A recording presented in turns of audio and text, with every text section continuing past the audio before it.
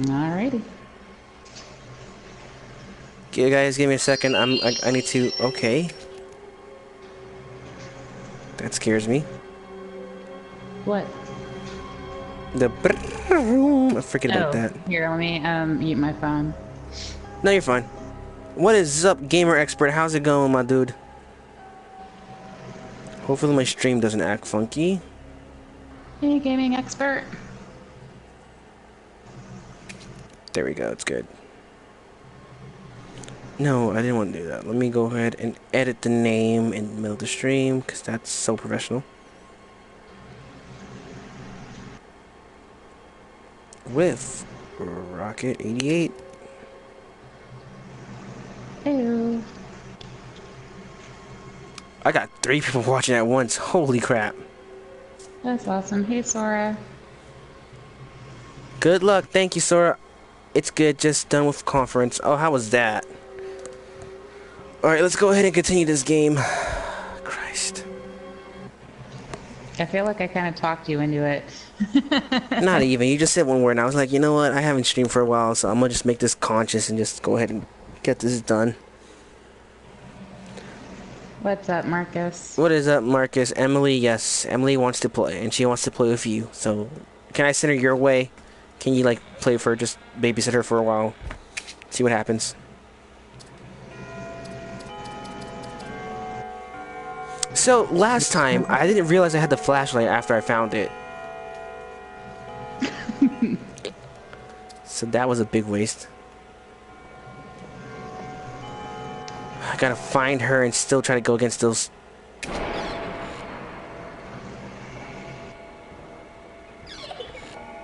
Where? Where? Oh, frick. Oh, but there you are.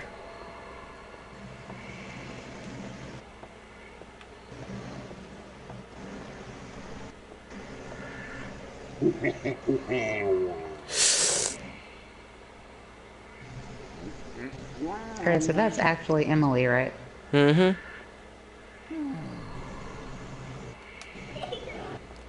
Where? Where? Dabbing on them haters, girl. Oh, Chester. Oh, Chester. Oh, Chester.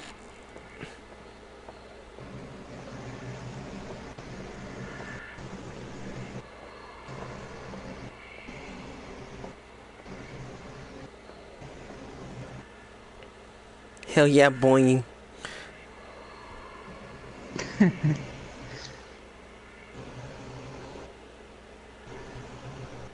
Chase my Chester into the stream, lol. Calico! Oh, freaking great clown. That's just awesome. Okay, thank you, clown. You are blessed. Okay, gotta find her in 40 seconds, if not, that's my butt.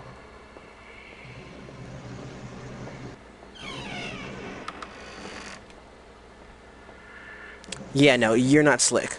Back off. Come on, come on, come on, come on, come on, come on, come on, come on, come on, come on, come on, come on, come on, come on, come on, come on, come on. She's right behind me. I just have the feeling that she's right behind me.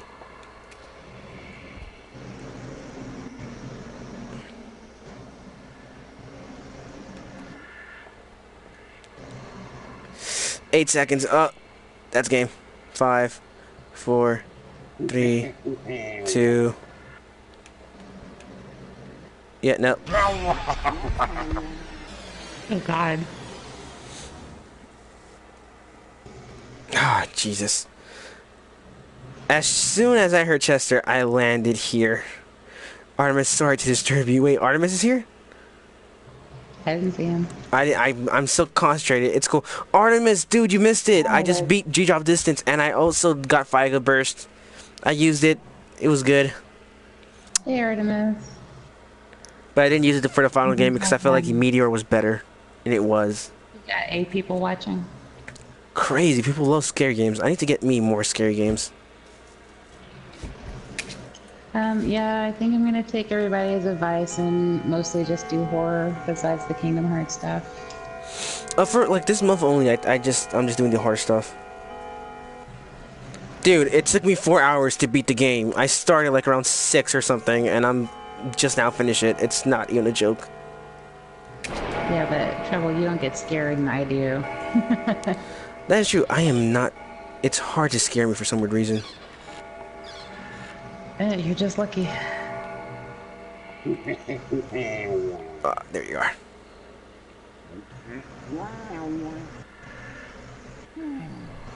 Okay, can you leave? I don't need you right now. I don't like you. And that's an issue.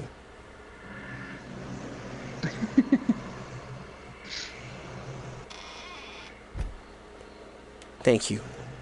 Christ.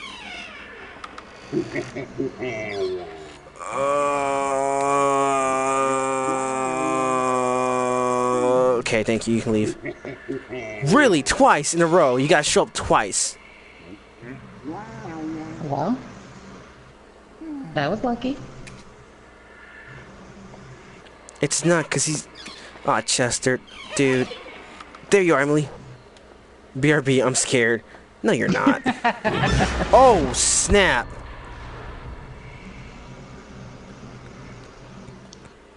Whoa, okay. We're good. See, I have a delay, so.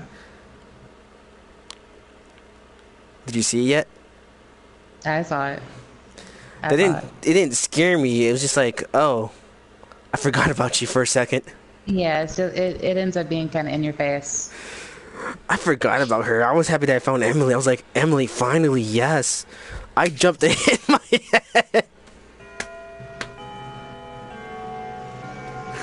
Crazy. Oh my god. I don't jump scare. Like, the last time I got jump scared was by the clown, and it was just because I wasn't paying attention. Oh, snap.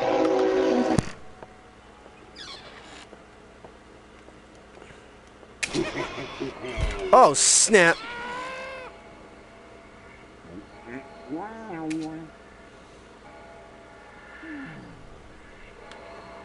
Freaking A, I had both Chester and the clown at the same. That's not cool.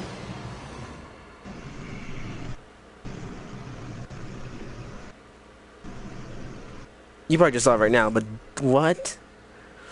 I didn't even hear him.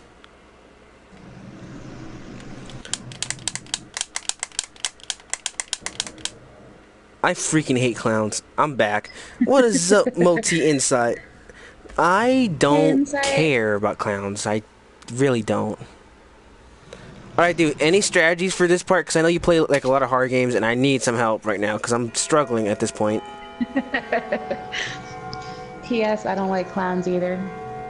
I don't like clowns, mannequins, dolls, or puppets. I don't care about anything, to be honest. It's whatever for me. Yeah, whatever. We can't all be hero trouble. I never said I was a good one. Oh my god, I can hear Chester in the background. Better run. I mean, he's not there. Oh, what? You'll hate the Weeping Angel then. I hate everything except Wendy's.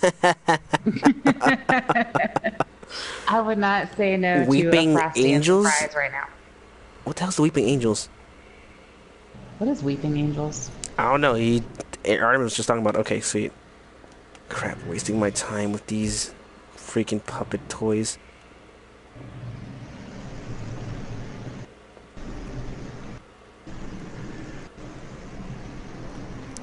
When you say Weeping Angels, I'm thinking about Reading Rain. Oh, it's from Doctor Who, which I'm still watching. Oh, I don't watch So Doctor probably Who. not up to where you're talking about. I'm still in the classic Doctor Who right now because it ran for like 30 years.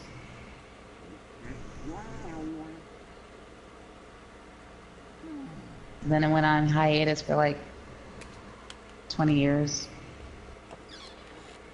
Oh, only got 10 seconds to find enemy. That's not a good sign. Oh, Chester. And she was right here the whole entire time. Oh. Got her in time. Whew.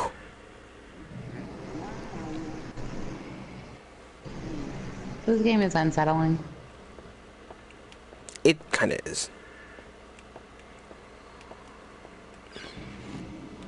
I don't know. I'm watching you play it, so I'll probably never play it. I mean, you should. It's fun as hell. There's one game that I have seen a Let's Oh, Play of Chester. that I actually do want to stream, but I want to stream it to see if I can get the true ending, which means that you can't save throughout the game. You can That's only save during like the last scene. that sounds super interesting. Yeah, that's why I want to do it. I want to see if I can do. The game is called The Witch's House. It's a indie horror maker RPG or RPG maker Where? horror game. Where's the little girl at? Found Emily though. Yeah, you did. But Dabbing on the haters. if you don't save the game until you get to the last bit, then you can get the true ending. So I want to stream that and see if I can do it. Oh, sounds fun to be honest. It really does sound fun. Yeah, I was like, I was I gonna didn't do it even at 50 move. subs, and that came by Bullcrap. so fast. You got. I didn't even move. Like seriously, I didn't even You touch got nothing. got. How did I die?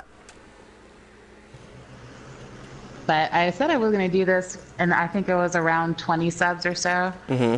And then 50 came and went so fast. I was like, I'm behind. I'm behind the curve. Yeah. I mean, Hey, Nublets. what's up, Nublets? What is up, Nublets? 74. 74 Nublets. I'm trying to beat this game. If you were in a group and a paranormal activity sound started to happen, you wouldn't hear or see me leave.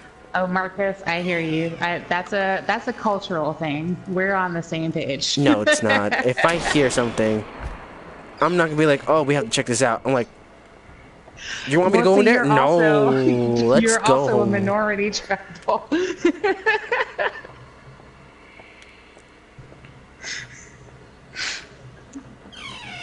See, that's what I'm saying. Like that, there's a reason why there are certain tropes in horror movies. Like the Spanish person dying first? Nah. Or the black person dying first. Nah. Oh. I'm kind of like, look, if this had happened like in real life, black people wouldn't even be in this scenario. Nah. We'd be gone. Listen, if I'm right next to someone and be like, hey, what was that sound? Let's go check it out. I'd be like, no. Nope. You go check it That's a out. whole lot of I'm gonna no. go my own way and get my butt home. You can go ahead and die if you want to. I'm gonna be safe. Like, let's see. This I'd be happened when I like, was a hell kid. no, this ain't Scooby-Doo. I'd probably be dead first. Are you serious? um, Serious? Two at once?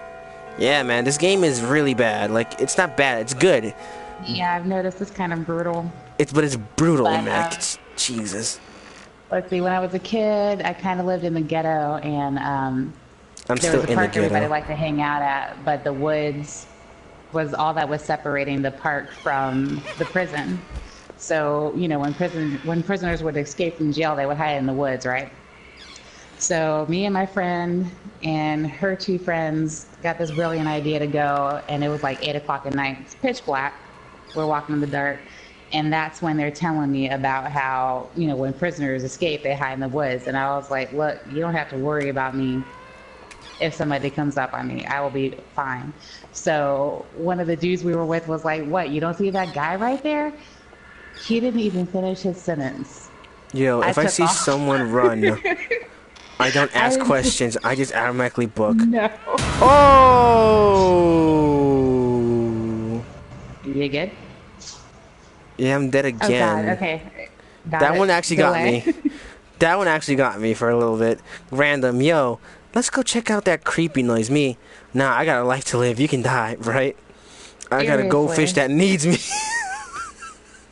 And then I'm kind of like, you don't watch scary movies? I love scary movies. Checking out the strange noise? That's an automatic death wish. Listen, I would always say this, and just because, again, too many scary movies in my head and in my hand. But, Let me, if it's possible, pause this real quickly. Every single time, and this is not to be racist, but why do they always gotta make the freaking white person or the person of that's not any other race be like, hey, we should go check that out. Yeah, let's do it. And one guy's be like, nah, we shouldn't do this. Are you dumb? Nah, let's go. And then they talk them into it. Like, how are you guys that dumb? Call the cops. That is. And then get that settled. Well, okay. Or, I can't answer that question. Right, like, because I have my own opinion, and it's like I'm not racist, but I have definitely been in this situation where I will allow that. But I've noticed that white people will I'm so put sorry, themselves in that Multi situation. Insight. I wasn't talking about that. Oh my god, I forgot. But I was I went on a hiking trip with this guy that I used to date, and something was used to, but it was a hiking trip, not a camping trip, so nothing happened. We got rained on. That part sucked. Anyway, but still juicy though. Spill the tea, sister. To like the ground starts to move up and down in this particular spot. And he saw it and I didn't. And then he was like, did you see that? And I was like, see what? Because I'm getting ready to run, okay? And he was like, the ground right there. He's like, it's moving. So then I was like, yeah, it is. He was like, then he goes and stands over it and he was like, I wonder what it is. And I grabbed his hand and I was like, are you out of your mind? No. And then I was like, black people don't put ourselves in this situation. He laughed so hard. He was like, I guess I'm a cliche.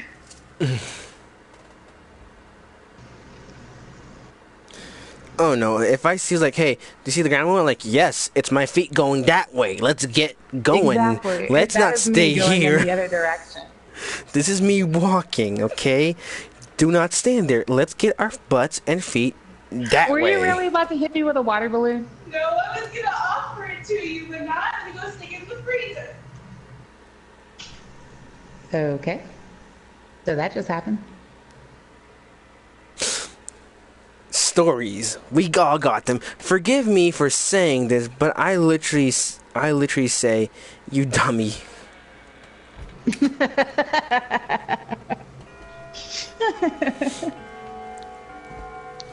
I've been like, nah, you dumb, and you're gonna die dumb, so deuce.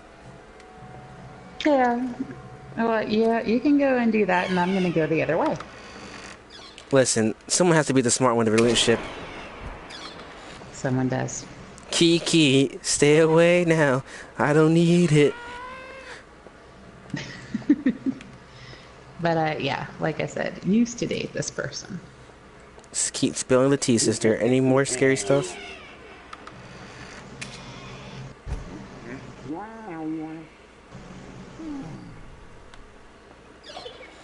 Where?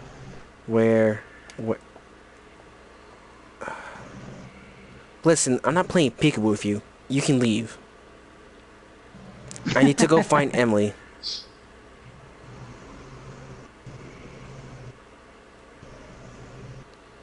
Leave. I totally hear you, Calico. Me and my friend agreed to knock out whoever decides to investigate and leave them as a sacrifice. Friend, where's David? He gone. And Marcus spilled that tea. There goes Emily. Thank you, Emily.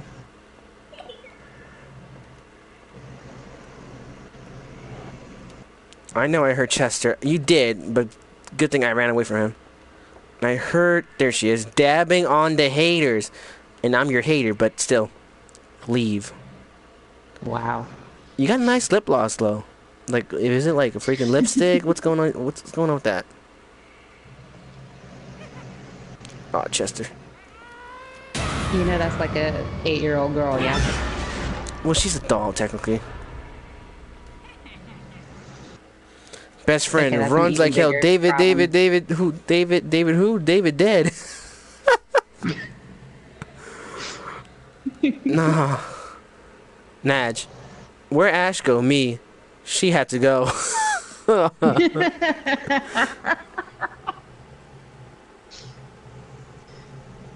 right, we're cutting up. This is supposed to be a scary.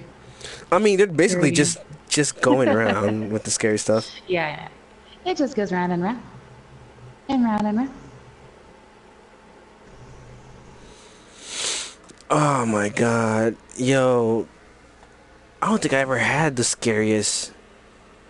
A lot of scary stories. I do, but that's because I get scared. Well, because again, you're a scary puss, so you know.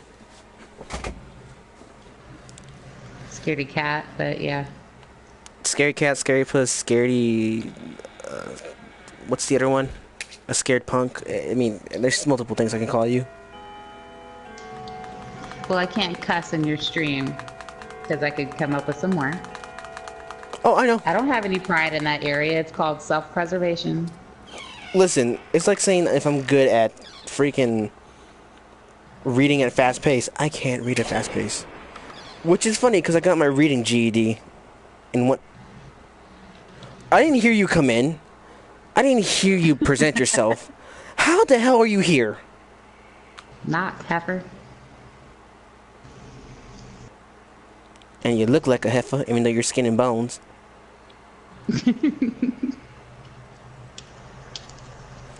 I'm getting Slenderman too. The Arrival. That sounds fun. Which one was? Is that the one? With, that's not the 8 pages. It's the 8 pages mixed with some more stuff into it. Okay. No, thank you. I might have to play it.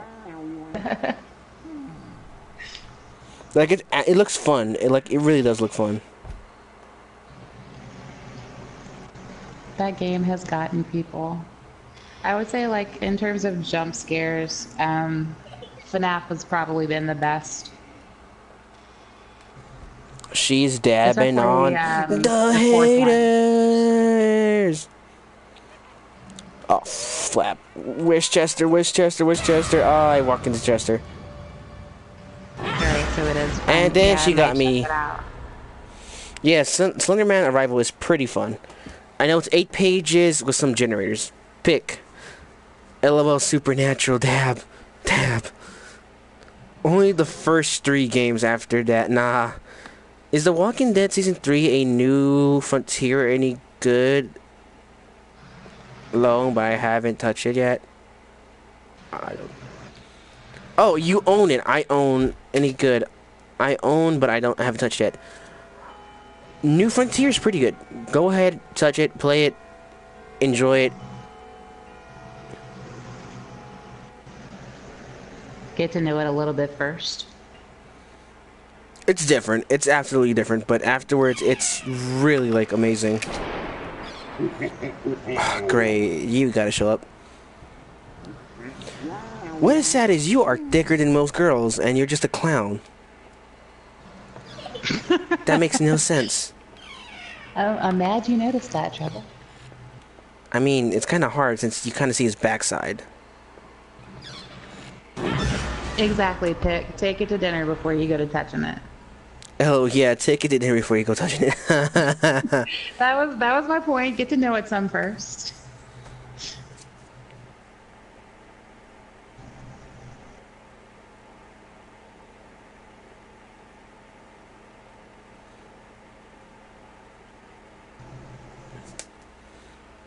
Is the TV characters in the Walking Dead game Halo? No, not really. So this is going to be like Fear the Walking Dead. There's multiple characters in the Walking Dead. In the Walking Dead games, it's about a girl named Clementine, I think her name was.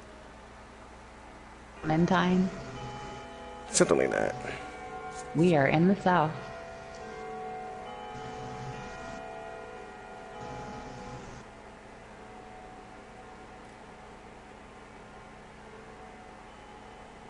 It's 5 o'clock somewhere. It absolutely is. Oh crap, that scared me.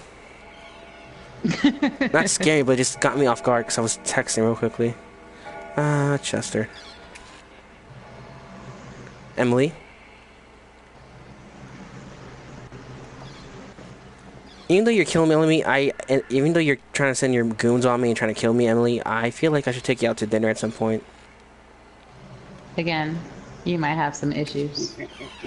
Not Connor issues, but Clement Clue, she's was a sweet cinnamon roll that we had to protect.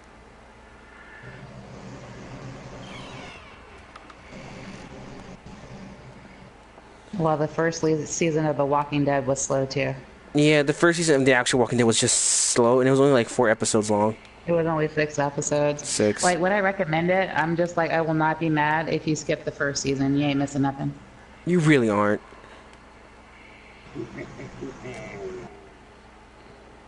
The only thing you really miss that's important is why it's important to kill somebody who dies naturally rather than from a bite. That's all you miss. And also, you miss like character development in the first couple of minutes. Actually, no. I just thought about it. That's actually revealed in the second season. So, no, you ain't missing nothing. This is why Z Nation is better. It's alright. I can't get... One friend buys Spooky doll. Everyone else buys what needs to break into the house and burn the doll. Okay. Can you leave? I don't need you behind my back. I think, like, if you watch The Cabin in the Woods, it tells you pretty much everything that's wrong with classic horror movies. Oh, for sure. I'm not saying that Z Nation is bad. I'm just saying I think I like more how in The Walking Dead they don't know what they're doing, honestly, and how they're just trying to figure... You did not announce yourself. They're just trying to survive in a new world. Oh, I just saw Chester. It is a great movie. I didn't think I was going to like it. Ooh. I was kind of like, I'm getting sick and tired of meta movies, especially meta horror movies, but Cabin in the Woods was surprisingly good. It's crazy, right? I didn't think that movie was going to be good at all either. I thought it was going to be complete trash like the other one. Right. But I do put some faith in Joss Whedon. Yep. I will say that. I'm a Buffy fan. I'm an Angel fan. And he did the impossible with the Avengers. So, man has my respect. Flip. Ooh, I thought you were going to cuss there for a second. I always say flip. I don't.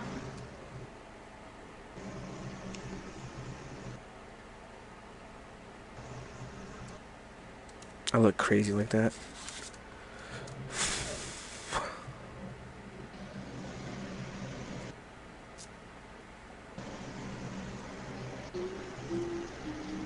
I actually have never watched Z Nation.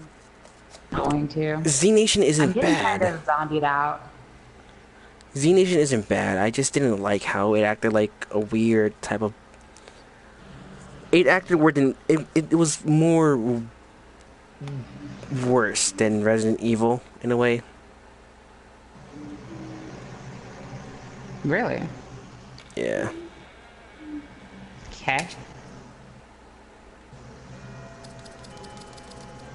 I'm not saying that Z Nation is bad. I'm just saying it's not my type of cup of tea because... Like I said, the whole idea of, hey, this just happened out of nowhere. How do we attack it?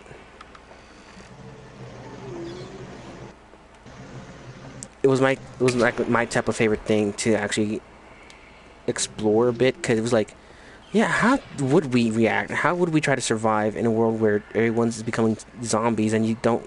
That's actually what I like so much about The Walking Dead. I was actually telling that to a friend of mine because he hates it. Because he was like, I think he got to like maybe the second or third season. And he was like, I don't get it. He was like, why aren't they trying to solve this? Or why aren't they trying to kill more zombies? Why are they trying to hold up somewhere? And I'm like, because this is a show and not a movie. Well, you don't get enough time to explore the environment in a movie. And it really is about solving a problem because they have an hour and a half to 2 hours to do it. It's not even that. There's like... Emily gotta get both flexed. I hit my head again. Oh, freaking Artemis. I'm sorry, dude. I was gonna say, with Artemis, be careful, man. This is like a horror podcast because we're just making this into it, but I like it. It's good. Sounds amazing. It's working for me. Mm-hmm. Where's he come from? I don't know. He came from somewhere. He just did. Like I was saying, no, but for me, The Walking Dead is like, hey, there's zombies, but there are also people who are going to try to turn against you. Yeah. Which is like... It's really just about trying to survive in this new world. Right. And that's what I liked about it, because it's like, hey, it's not only zombie-based, it's also... You got to survive around these people who need to survive also as much as you do. Right. And some of them are really bad people. I really hated last season. Just because of that one specific character. Just because I was like so pissed at everything that was going on. I was like, after everything they've been through, that happens. And I'm like, oh. Well, you know, they showed the first episode, and I was kind of like, I'm not gonna like this. I didn't move. However, wait a minute, you're talking about season 8, aren't you? Talking about season 7 when they killed two of my favorite. I still haven't checked the first freaking episode. And the first freaking episode, they killed off two of my favorite people. Exactly. And I was like, you know what? This is going to be a hard pill to swallow. And it looks so bad. It's going to be a hard pill to swallow. I hated how it looked like when they did that too, man. Like the ways that they made him look with the eye. Oh, Christ.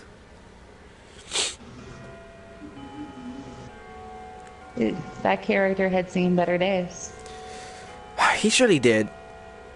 They both did. And then it's like, you know, they killed the character, and then they didn't do him right in Voltron either, so... I'm like, F this. F all this. Yes, I'm talking about your favorite. No, he deserves better. He did deserve better. He really did. He did. So, like, yeah. They screwed him in one series just to turn around and screw him again in another. I know, but at least the Walking Dead can't catch a break. They were going to treat him right. I mean, they did treat him right in Walking Dead, but they still jacked him over. Yeah, he's still no longer with us either way. But he was a beast. And he's missed. Oh, that's such... No. That was a cheat. They turned off my flashlight. Oh, that sucks. They turn off my flashlight. That's awful. But yeah, no, definitely The Walking Dead is just... I find it just because of that same reason. Z Nation is like where they have the horde of zombies and they become like a freaking wave type of thing. I didn't like that. Again, I haven't seen it. Like, I watched a couple of episodes of Fear the Walking Dead, and then Z Nation was coming around, and I was like, you know what? I'm kind of zombied out. I might want to just stick to Frankenstein for a minute. Okay, so when the clown gets you, when the clown shows up, you're not supposed to move at all. When that dog girl comes out, you just have to look at her until she goes away. But the funny thing is, I didn't move.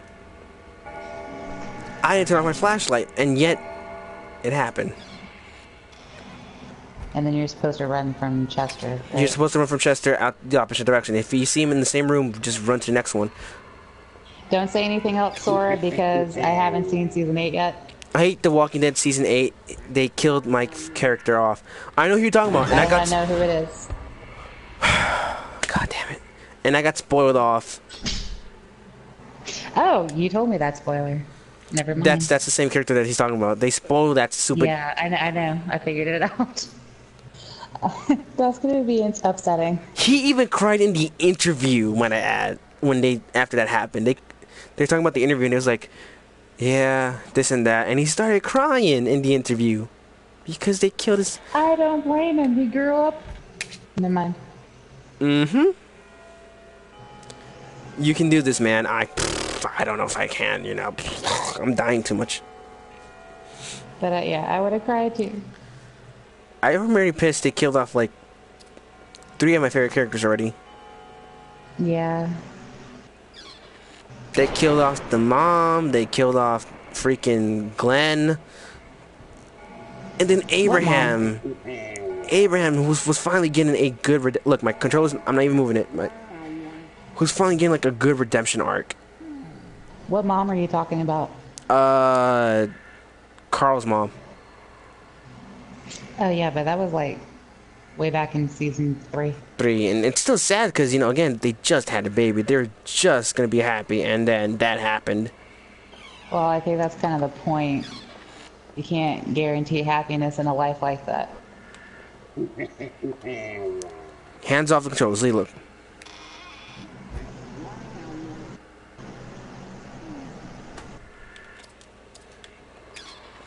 I know that much, but it just sucked because it was like, hey, yeah, we have a kid now.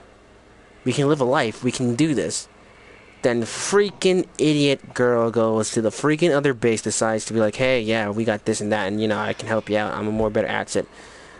Ruins everything for them at the end of the day, and just... I didn't like that character. I would say her and whoever the hell that chick was from the community. You know, the one that Rick kind of had a thing for. Yeah. What was her name? I can't remember her freaking name. I didn't like her either. I think we're talking about the same girl, too. Her, and yeah, and I didn't like Andrea. I'm liking Jordy. Jessie. That was her name, Jessie. Yeah. I didn't like her. I'm liking Jordy a bit, but she's too spontaneous to even get the fun review. And plus, season 8, I gotta watch what happens, and I'm gonna cry at some point. I know I'm gonna cry at that point. I even know it's coming, and it's gonna upset me.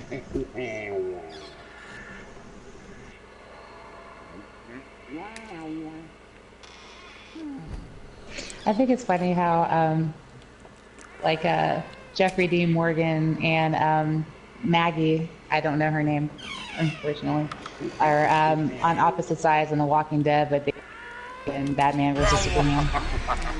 Boy, this is weird for me. I don't see nothing wrong. I don't see nothing wrong with a little Bowflex style. Bam, kids. Marcus. Right. Marcus. Get your Bowflex looking self out of here. Stop that. Christ. Yeah, no, but seriously, other than freaking ranting The Walking Dead, Resident Evil's good. Z Nation is good. I prefer Walking Dead just because of that random, spontaneous, boom, this is here, deal with it. Yeah, you really don't. You never know. Another character I didn't want to see go was Noah. Oh, yeah. I was just like, oh my god. And Beth.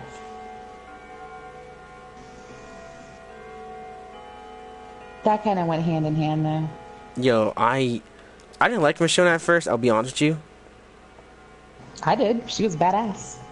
I was like, okay, she has a sword, she's pretty cool. But then afterwards, Chick it's like... don't need a gun. Chick don't need a gun, she's already badass. But I was like, character could use a little more story to it. Other than it was like, she was rich. But then afterwards, I just saw how she really was, and how they made her character just, you know, go through that stuff. Yes. And that just convinced me. I was like, yep, this character's good. She's OP. Anyone heard about Scott Wilson's, aka Herschel Green? Yes. Oh my gosh. That hurt my feelings. What happened? He passed away. Aww. He's been in, besides being Herschel in The Walking Dead, he's been in some phenomenal horror movies. I know. One of my favorite unknown horror movies is, it's called Behind the Mask, The Rise of Leslie Vernon. Is it bad because I don't watch The Walking Dead because my ex loves it? Nope. I mean, it's your decision to watch it or not, dude. If you have your reasons, you have your reasons. We can't say nothing else but that.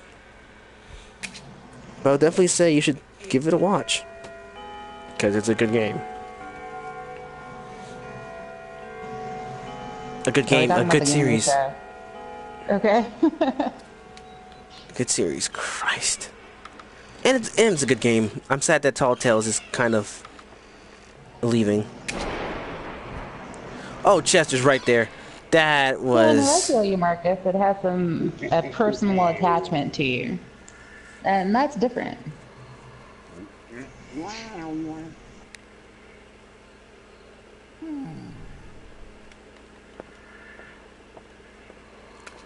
Emily, I need to find you. Come on.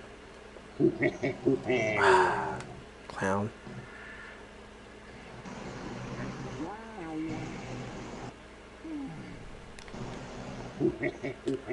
Oh my god, how many times are you gonna show up?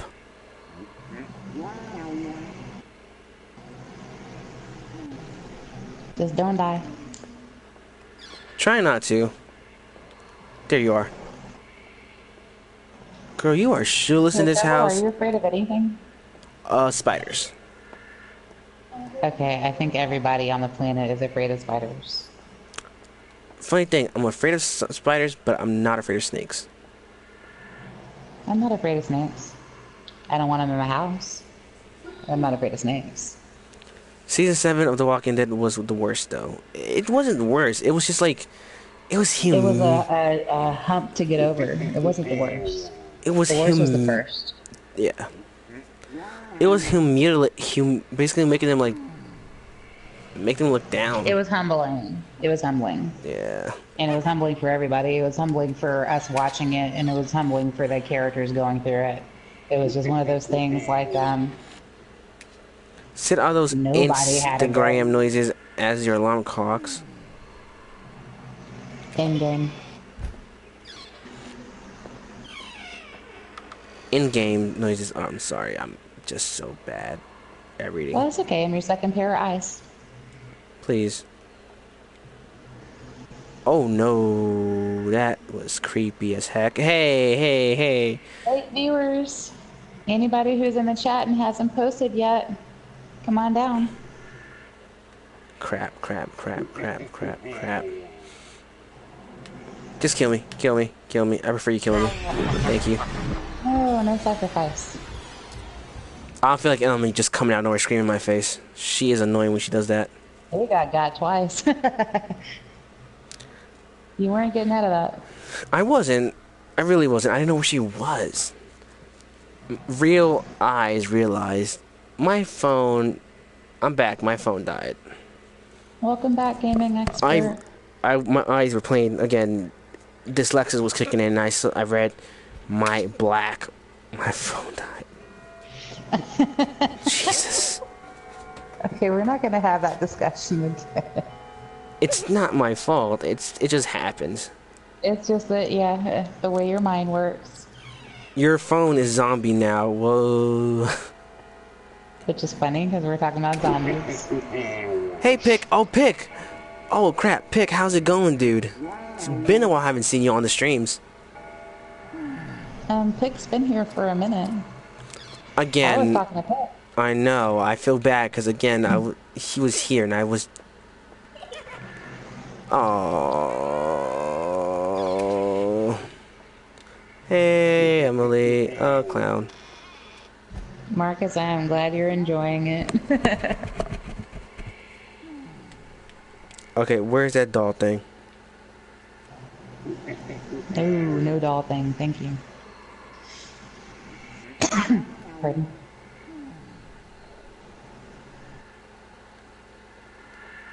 What I missed? Me dying a lot? Ah, Hayes. I also just been hanging out because I have never watched Walking Dead. Oh, really? There are a lot of people who haven't, which is why we've been virtually non-specific. Yeah, I don't want to ruin anything. Did I miss any? I didn't miss anything sweet. Not really. I just been dying a lot. No, not really. Although I would say a lot of people who Chester haven't was watched The right Walking Dead, there. it's because they really just don't want to. Listen, The Walking Dead is hard to get into in the first season because it's basically just telling you, hey, these are the characters, hey, these are people you're going to be seeing for a while, and hey, this is the story. And it takes a while to build up because each episode is like an hour long. So yeah, I seen this one guy. He put his contact in his left eye and grabbed his right contact, and he was about to. In his left eye, almost went blind. Oh God. Yeah, that happens. I was asleep in a dream of mine. Carl Grims woke me up and said, "Get up, Carl's dad said we have to go fight somebody," and I said, "Oh crap." You were in it, Sora. You were in it to You were win in it. it for real.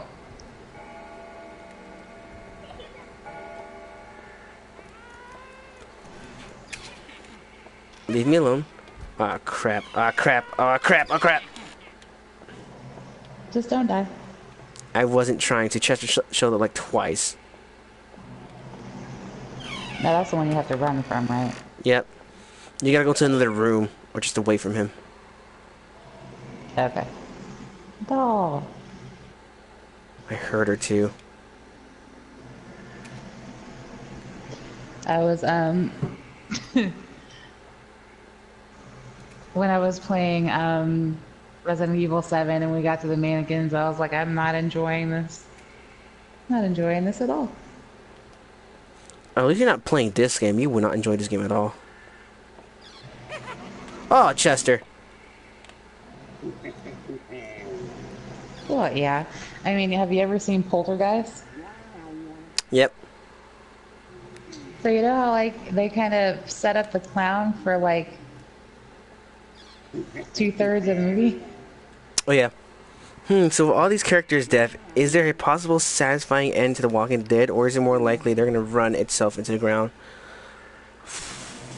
I do not know the answer to that. It doesn't seem like they're going to find a solution anytime soon, but I suppose season 9 is going to be the ending, isn't it? It kind of should be. I think, like, what I found with a lot of shows that I really enjoy is that the final season is just going to let you down.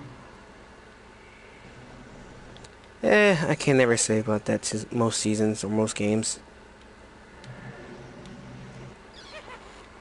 Oh, Chester. Ah. I definitely felt like that with True Blood. Please insert Lost laugh track. Exactly. Walking Dead Exactly is it. going lot business. Or loot business. Oh, you mean out of business? I don't know, because people will always love zombies. A lot of people believe in zombies. Well, yeah. I mean, I'm a medical professional and I know, like, it's not really scientifically possible, but you best believe I'm trying to get ready for the zombie apocalypse.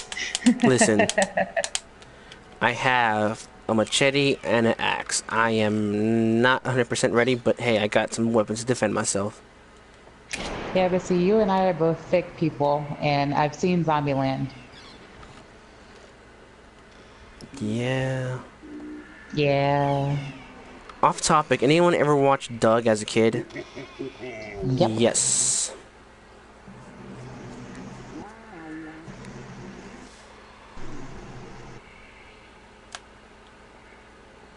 So, you know, gotta start working out. Bo flexing, like Marcus keeps saying.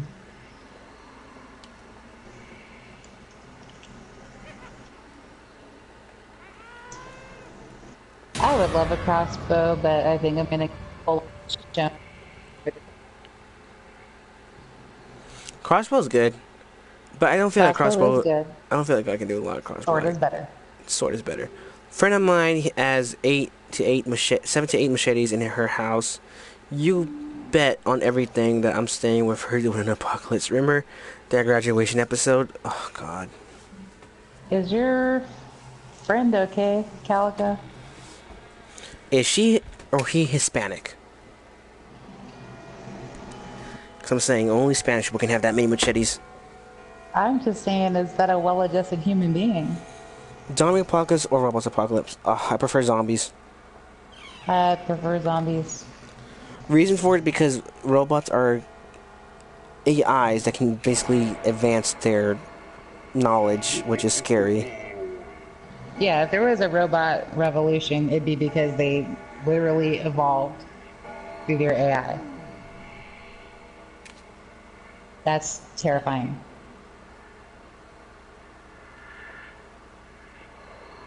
Okay, all right. I'm just, Dabbing on the concerned. haters. Yeah, she's fine. Her family's Jamaican. Ah, that's why. She really nice. She's really nice. Rocket, she's cool. Cultural stereotypes. Yeah. Vampires and werewolves getting underrepresented. Don't get me wrong. If I ever meet a Well, vampire that's wolf, because they I'm keep running. romanticizing them now. Oh god, don't Yeah, don't like when I Twilight was a me. kid, vampires and werewolves were supposed to be scary, and now everybody wants to. Now I wants to kiss an Edward Jacob somewhere. I'm trying to think of a good word, and my mind went blank. They've become sexualized. I mean, at the end of the day, they became like I said, Edward or Jacob. Team Exactly. Edward, Team Jacob. Okay, so what team are you on? None, because I never liked that stupid movie. Who would? You know, the only reason why it got a sequel was because it found new life on rentals Not even that. There were certain people who and actually were. DVDs. There were certain people who actually were interested in the thing, and actually liked the books and want to see the movies. It bombed so hard. Like the first movie tanked. Yet it got a sequel to another sequel to the final sequel. It was like 4 movies of that thing. I just told you why. Nobody went and saw it in theaters, but everybody Oh, found out about it oh. after its release. And then, the Yep, fangirls got I just had a involved. feeling that happened. Run to my friend's house, Sora.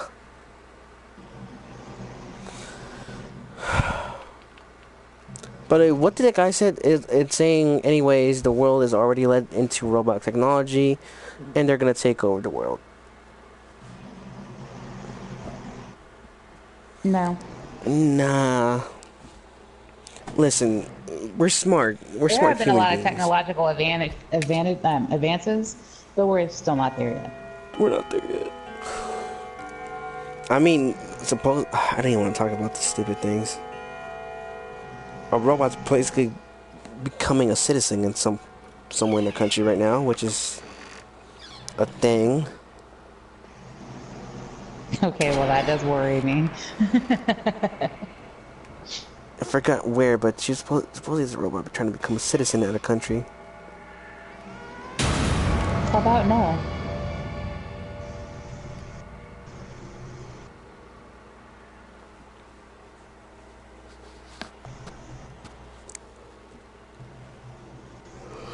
Oh, the sun, boy!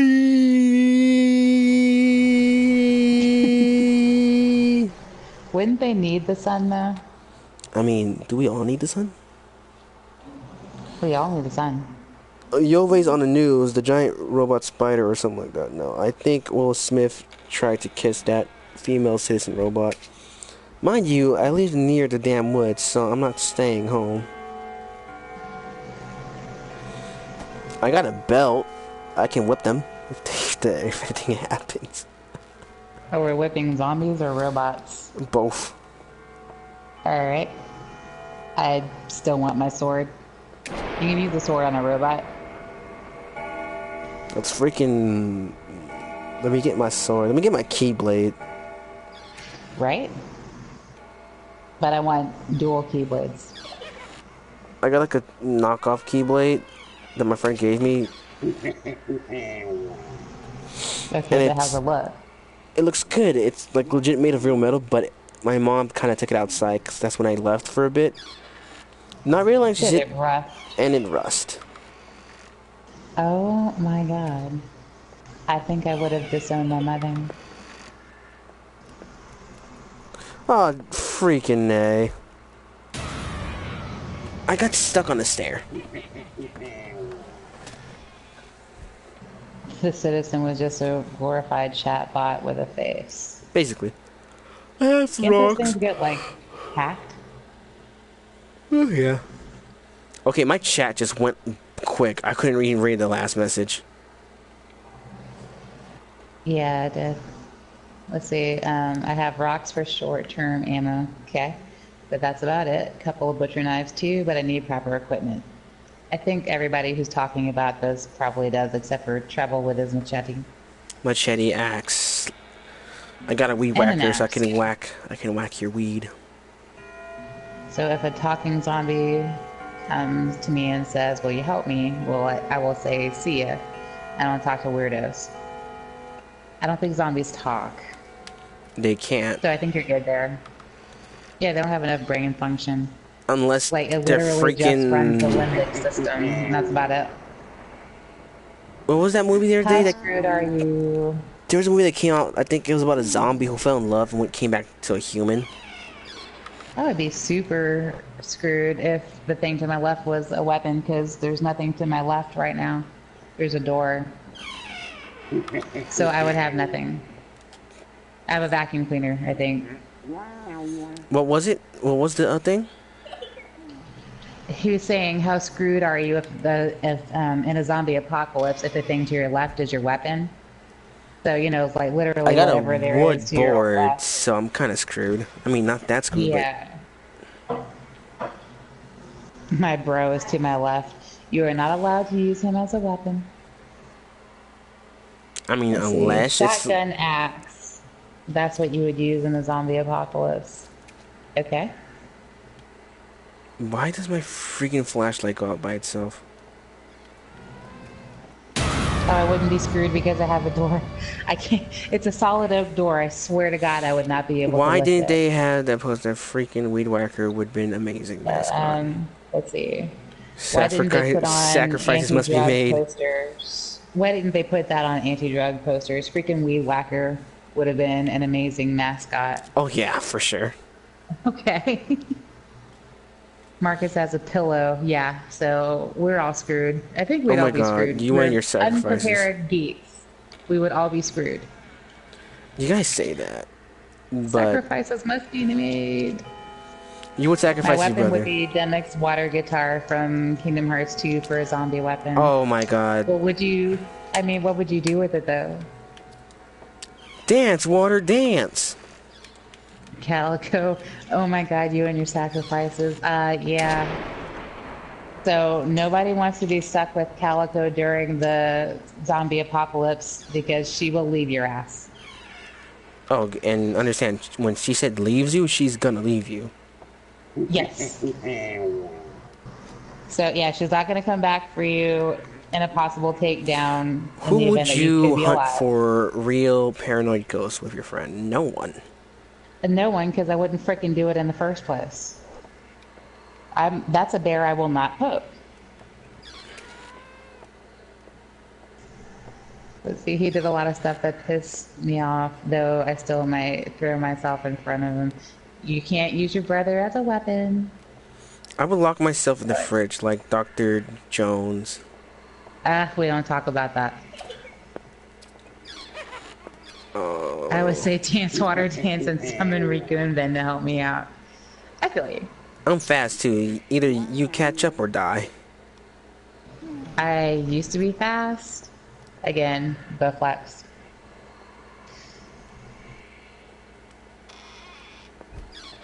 Which is sad because, you know, again, I used to work out like every day.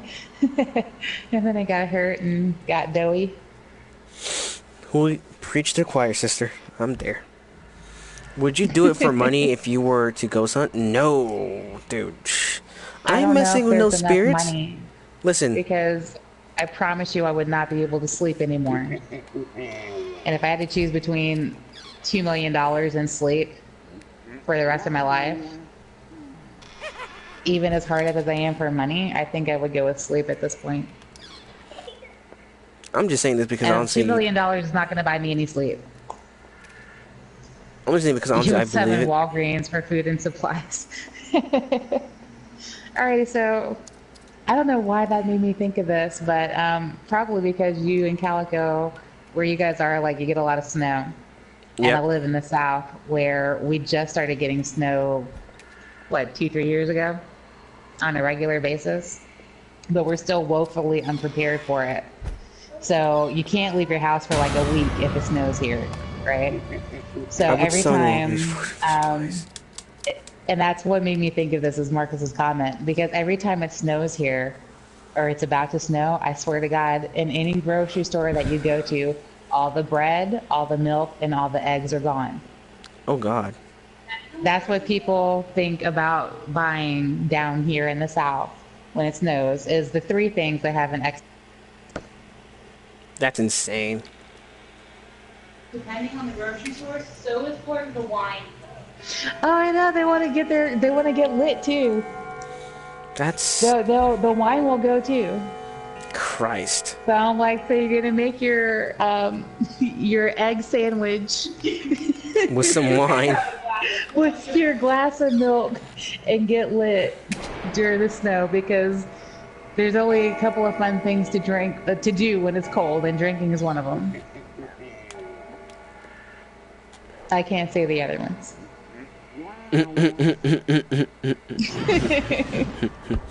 I got a toilet, says Marcus.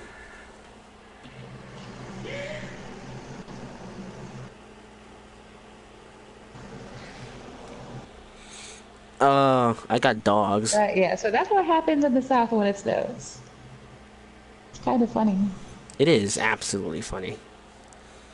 Well, like I said, we're woefully unprepared down here. Like, that reminds me of there was a blizzard here about some great weather event, and like it's just a plastic lawn chair flipped over.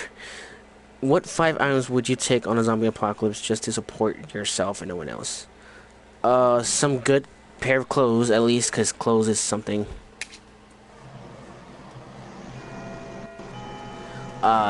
Food, because, you know, that's important too. Weapons. Some swords or some machetes or something. Because, if I get a gun, I'm going to have to look for ammo, and then I'm going to have to be... What 5 items would you take on a zombie apocalypse just to support yourself and no one else? You didn't make the noise, you bastard.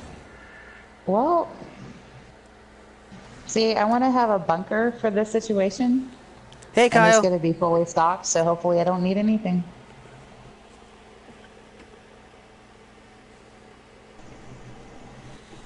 Hey, Kyle. How you doing?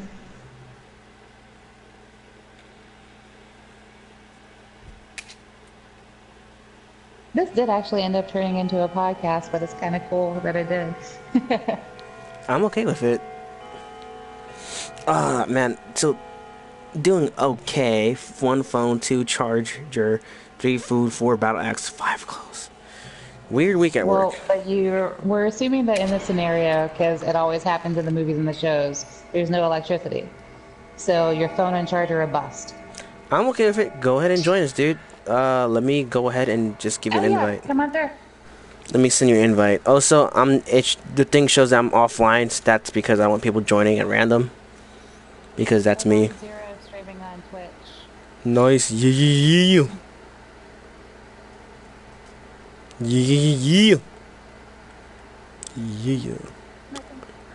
I don't even know why I do that so much. Hydroelectric, wind-powered, and solar chargers. Yeah, but there would be no cell phone. No Oh, active cell phone snap. towers. Little girl. Get your butt. Oh, little girl. Shovel, you stay away from the little girl. Because I don't want you to die.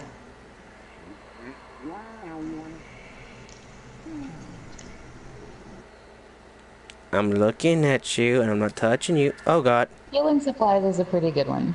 Healing supply would be the most important one out of all of them. Especially if it's that crap in Resident Evil 7. What the hell even is that?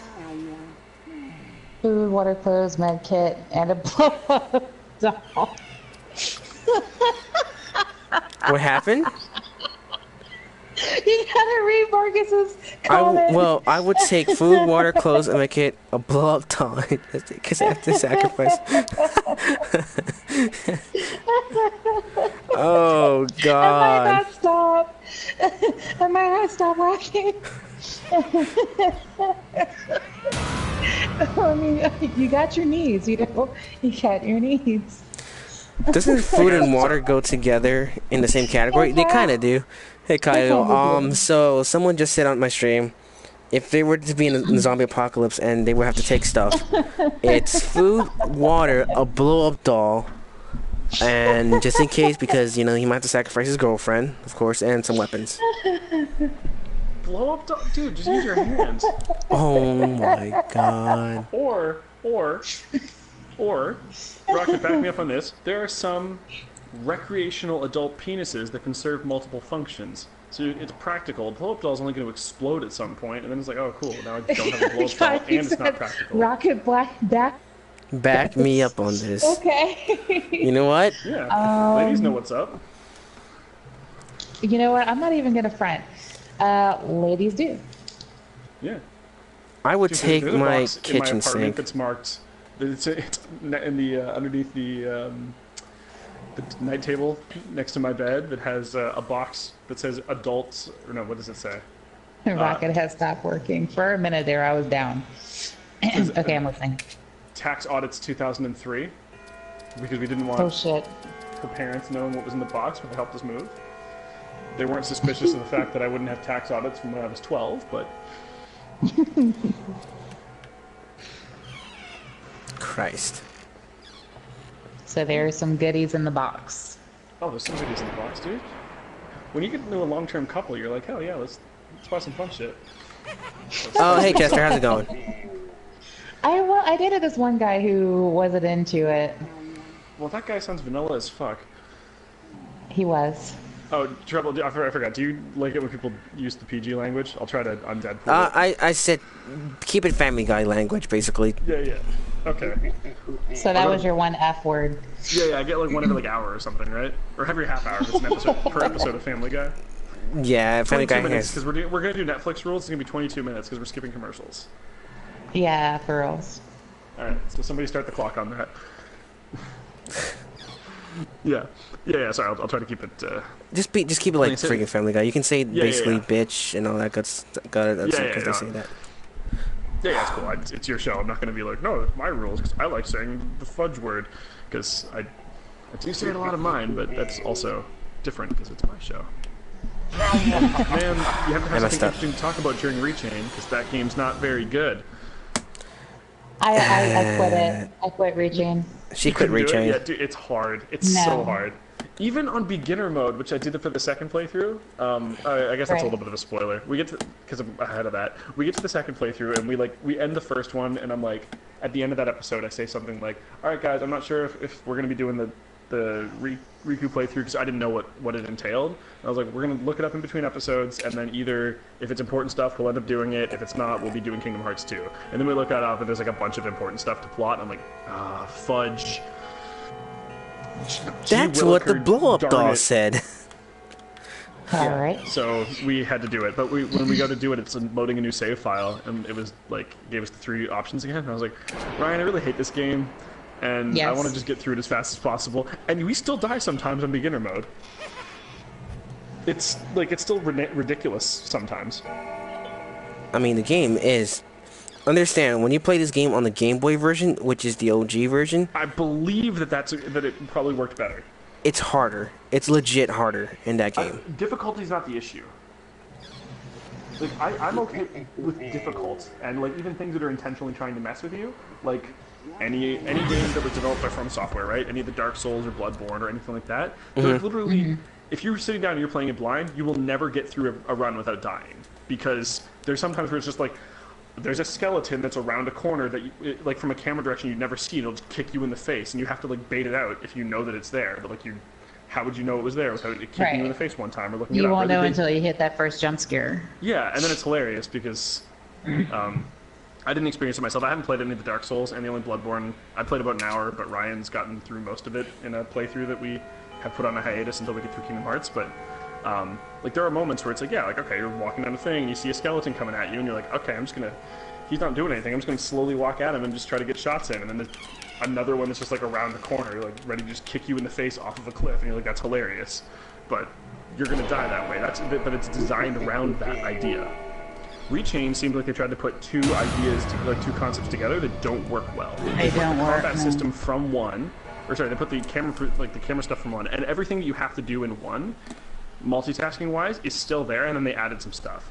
So in the first game, you have to pay attention to your health bar, your allies' health bars, which admittedly you don't have to do in Rechain, but like you also really don't have to pay. Like it's not like, oh no, there's like a difference between. You don't have to do like a revive item. If like Donald and Goofy go to 1 health or 0 health, it doesn't really cost you. It's just you just use cure anyway, right? Like it's actually more forgiving than most games that way. Whereas if you hit 0, it's going to cost you like a Phoenix down or something rather than like a health potion. That game's relatively more forgiving for that stuff. So we'll just kind of put an asterisk on that. You have to watch your own health bar. You have to watch your opponent's health bar. You have to watch your positioning, your opponent's positioning, the timing on their attacks. At all times. Yeah, and like that's a reasonable amount of stuff to do it at the same time. Like and the UI for your your spells and all that stuff, right? Like mana bar, like those things are all things you have to do at the same time. That's fine. That's about a game's worth of stuff. In Rechain, you have to do all of those things as well as your cards, their cards in the duels, your slights, their slights, the math on which slights are going to work out okay, the timing on their attacks on top of doing all that stuff. Like those systems don't go well together. Classic card games like Hearthstone, Magic, like being the original one, work on a turn-based system for a reason. Right. It doesn't work in active time. Right, exactly. And I'm assuming he does talk very fast. I'm sorry. Yeah, I don't have chat open, so if anyone has anything they want to comment, just mention it to me because my computer's too far away. Calico said it's Kyle, right? You talk fast as hell. I do. And if anyone missed my point, I can slow down or elaborate over part that I gloss over. I have a habit of doing that. I can make this short and sweet for everyone. Yeah, do it. Rechain sucks. Thank you. Rechain sucks. It's still one of my favorite games. And I enjoyed the plot parts of it, except for the parts that were it's just Kingdom Hearts 1 again. Like that like whatever. Like I didn't mind those parts, but they were I was neutral to them, right? I'm like I understand that there's a plot reason that we're replaying these parts, and Sora doesn't remember them, and it's kind of interesting to see Sora thinking he knows things and not knowing them. Like I don't know how far in you got, Rocket, but they get to points where he starts like forgetting like who Kyrie is and stuff like that, and he starts like replace. I did not get very far. I didn't even make it out of Wonderland, and I was like, screw all this. Oh, here's the best but part. But I have to like watch. You're supposed to I have to watch. How was your childhood, Treble? Traumatic. How was yours? Traumatic. Just put the YouTube video on 2.25 speed. Oh, Gaming expert did ask an interesting question. He was like, would you go into the Animus like in Assassin's Creed to relive your ancestors' past or future to see how it was like? Yes. No, because I'm a minority. Yeah. I was going to say, you should not. I don't see the point of Kingdom Hearts Rechain of Memories. I don't want to see that shit. So we're good. Rechain is basically, or Chains of Memories, basically, because that's the original name of it. Chains of Memory is basically the explanation of what happened in it's between Kingdom Hearts 1 and 2, right? That's it's basically introducing the organization in a way. Yes. Right. And also building up a big plot story that's going to play out in 358 Days Over 2 and Kingdom Hearts 2. Yeah, don't spoil any of that because I've gotten through Rechain, but I haven't done. Like I said, that's why I'm trying to make it like more vaguely as possible. Again, this channel is no spoilers, trademark. Make me a billionaire with that. Make me the Spanish YouTube video on quarter speed. Does he make talk me that the fast? Spanish Donald Trump. I've been known to speak too quickly. I get this from tables at work all the time too. I have to like actively think to talk slower. It's especially when I'm making arguments that I've made before and I have a lot to say about it. I'm trying to get through it as fast as possible, right? And like, I've made that argument. I remember that I don't think it was who also likes that. Is it Brandon from What's the name of the channel? It's like Easy Mode Earls. Easy Mode Earls. That's like Brandon's favorite game. Right, exactly. So like he and I have had that argument. I've made that argument to Ryan during our episodes, although Ryan doesn't disagree with me. But you know, Ryan and I kind of like some of the things we like discussing is game design. Not that we're at all professional designers, but go ahead, Treble. Sorry. I was gonna say earlier today was an accident. I didn't know I forgot that he was there for a second. I still think the best spoiler was when M-Site spoiled Harry Potter. Oh, yeah. That tickled the shit out of me. Because it was kind of like, who hasn't seen Harry Potter? Yeah, guys, I can't believe you didn't tell me that Darth Vader was Luke's father. This is some shenanigans. Right. It's kind of one of those things. You do take it for granted that everybody has seen it. Well, especially So because when he did it with Harry Potter, I'm like, this is funny as hell. yeah, It's awful, but it's funny as hell. yeah. I usually try to give like a warning if I'm going to be going into something that's spoilery. I didn't think to do it when we're talking about this, but like when we do things in channel, we'll just mention like, hey, we're going to be talking about this thing for a second, so. And then it's the prerogative is on the viewer, right? Yeah, if the prerogative is on the viewer. Yeah. If you stick around and you hear something you don't want to hear, that one's on you. But yeah, I was gonna get back to the thing when you were like, I don't want to go back to the past with my things. Not that I condone any of his recent activity, but there was that really good Louis C.K. bit about how like, about how only white people should want to use time machines to go to the past. He's like, in the future, I don't want to go anywhere near that. Like, we've been at number 1 for too long that when we fall, it's not going to be from 1 to 2. We're going to be in, you know, and he went into graphic detail about things that are going to be happening to our backsides. Okay. It's really hard to censor myself and still talk gross. But, you know, like, that was like the premise of the bit. He's like, man, I can go back to any time. I can go back to the year 2, and they'll just walk up and be like, oh, hello, welcome to the year 2. We've got a table for you right over here, sir. And he's like, if you're black, you don't want to go back before 1960. It's a bad time no matter where you go. Kinda, The future is better, dude. The future is scary because you don't know what's up ahead. You don't know. No, but Like, technically, if you look at it from a scientific standpoint, it's impossible to go into the future. I mean, if that Dr. are we gonna Rocket get into here. the Vulcan? Are we gonna get into the Vulcan argument? Time travel is impossible. 'Cause they Oh always no, have you're time right. travel Yeah, stuff on it's that only show. impossible. But you're right. I got it backwards. Sorry, Star just corrected me. It's actually technically impossible to go into the past. Yeah, because you'd have to go to a different. Like, it depends on what theory you're using, right? Into this in the same timeline, sure. Because you're creating a new one as soon as you go Yes. back there. I mean, Yeah, if you yeah. go to the past, Because then anything that you do would negate anything that you could do in the Well, past. not would, negate, it's just that negating- yeah. It's chaos theory, right? Like, Oh, Yes, it's the example I always snap. like using is that. You guys ever watch that episode of Community where they roll like the six-sided die? Yes, To see who has to go I get the love pizza? Community. Yeah, right. Yeah. Like as soon as you toss the dice in there, you're creating 6 separate timelines. And, Right. Yeah, because you made that decision. You're always like, yeah. So if you're going back in time, Exactly. it's basically just you're rolling a different dice. Right. And then you hope to God you don't roll that. What was it, 2? What was the darkest timeline? I think it was a 2. Was it It the was 2 a- that it was it was a actually 2. timeline? Because Troy leaves and he comes back and everything's just destroyed. I didn't even move. I couldn't catch what Star was saying. Something about Jeff. Oh yeah, she was saying Goldblum? Kyrus is dead, Annie gets married to Jeff. Yeah, but she's all. Britta goes crazy. Yeah, and Abed has a goatee. Yeah, sorry. Britta doesn't go crazy. Britta's totally fine. It She was just dyes her hair blue. Annie's the one that went crazy. Yeah, Oh, and dude, you're not gonna be Shirley- single forever. What happens to Shirley? Shirley becomes a drunk. That's right. Shirley becomes a drunk. Pierce is Pierce dead. dies. Annie goes crazy because her gunshot Pierce. Jeff loses an Troy arm. has to get his The voice box thing. the voice box because he ate a fiery troll. Yeah. Well, to be fair, he hates that troll and he walks back in and everything's on fire and everyone's dying and it's just the troll's just staring at him.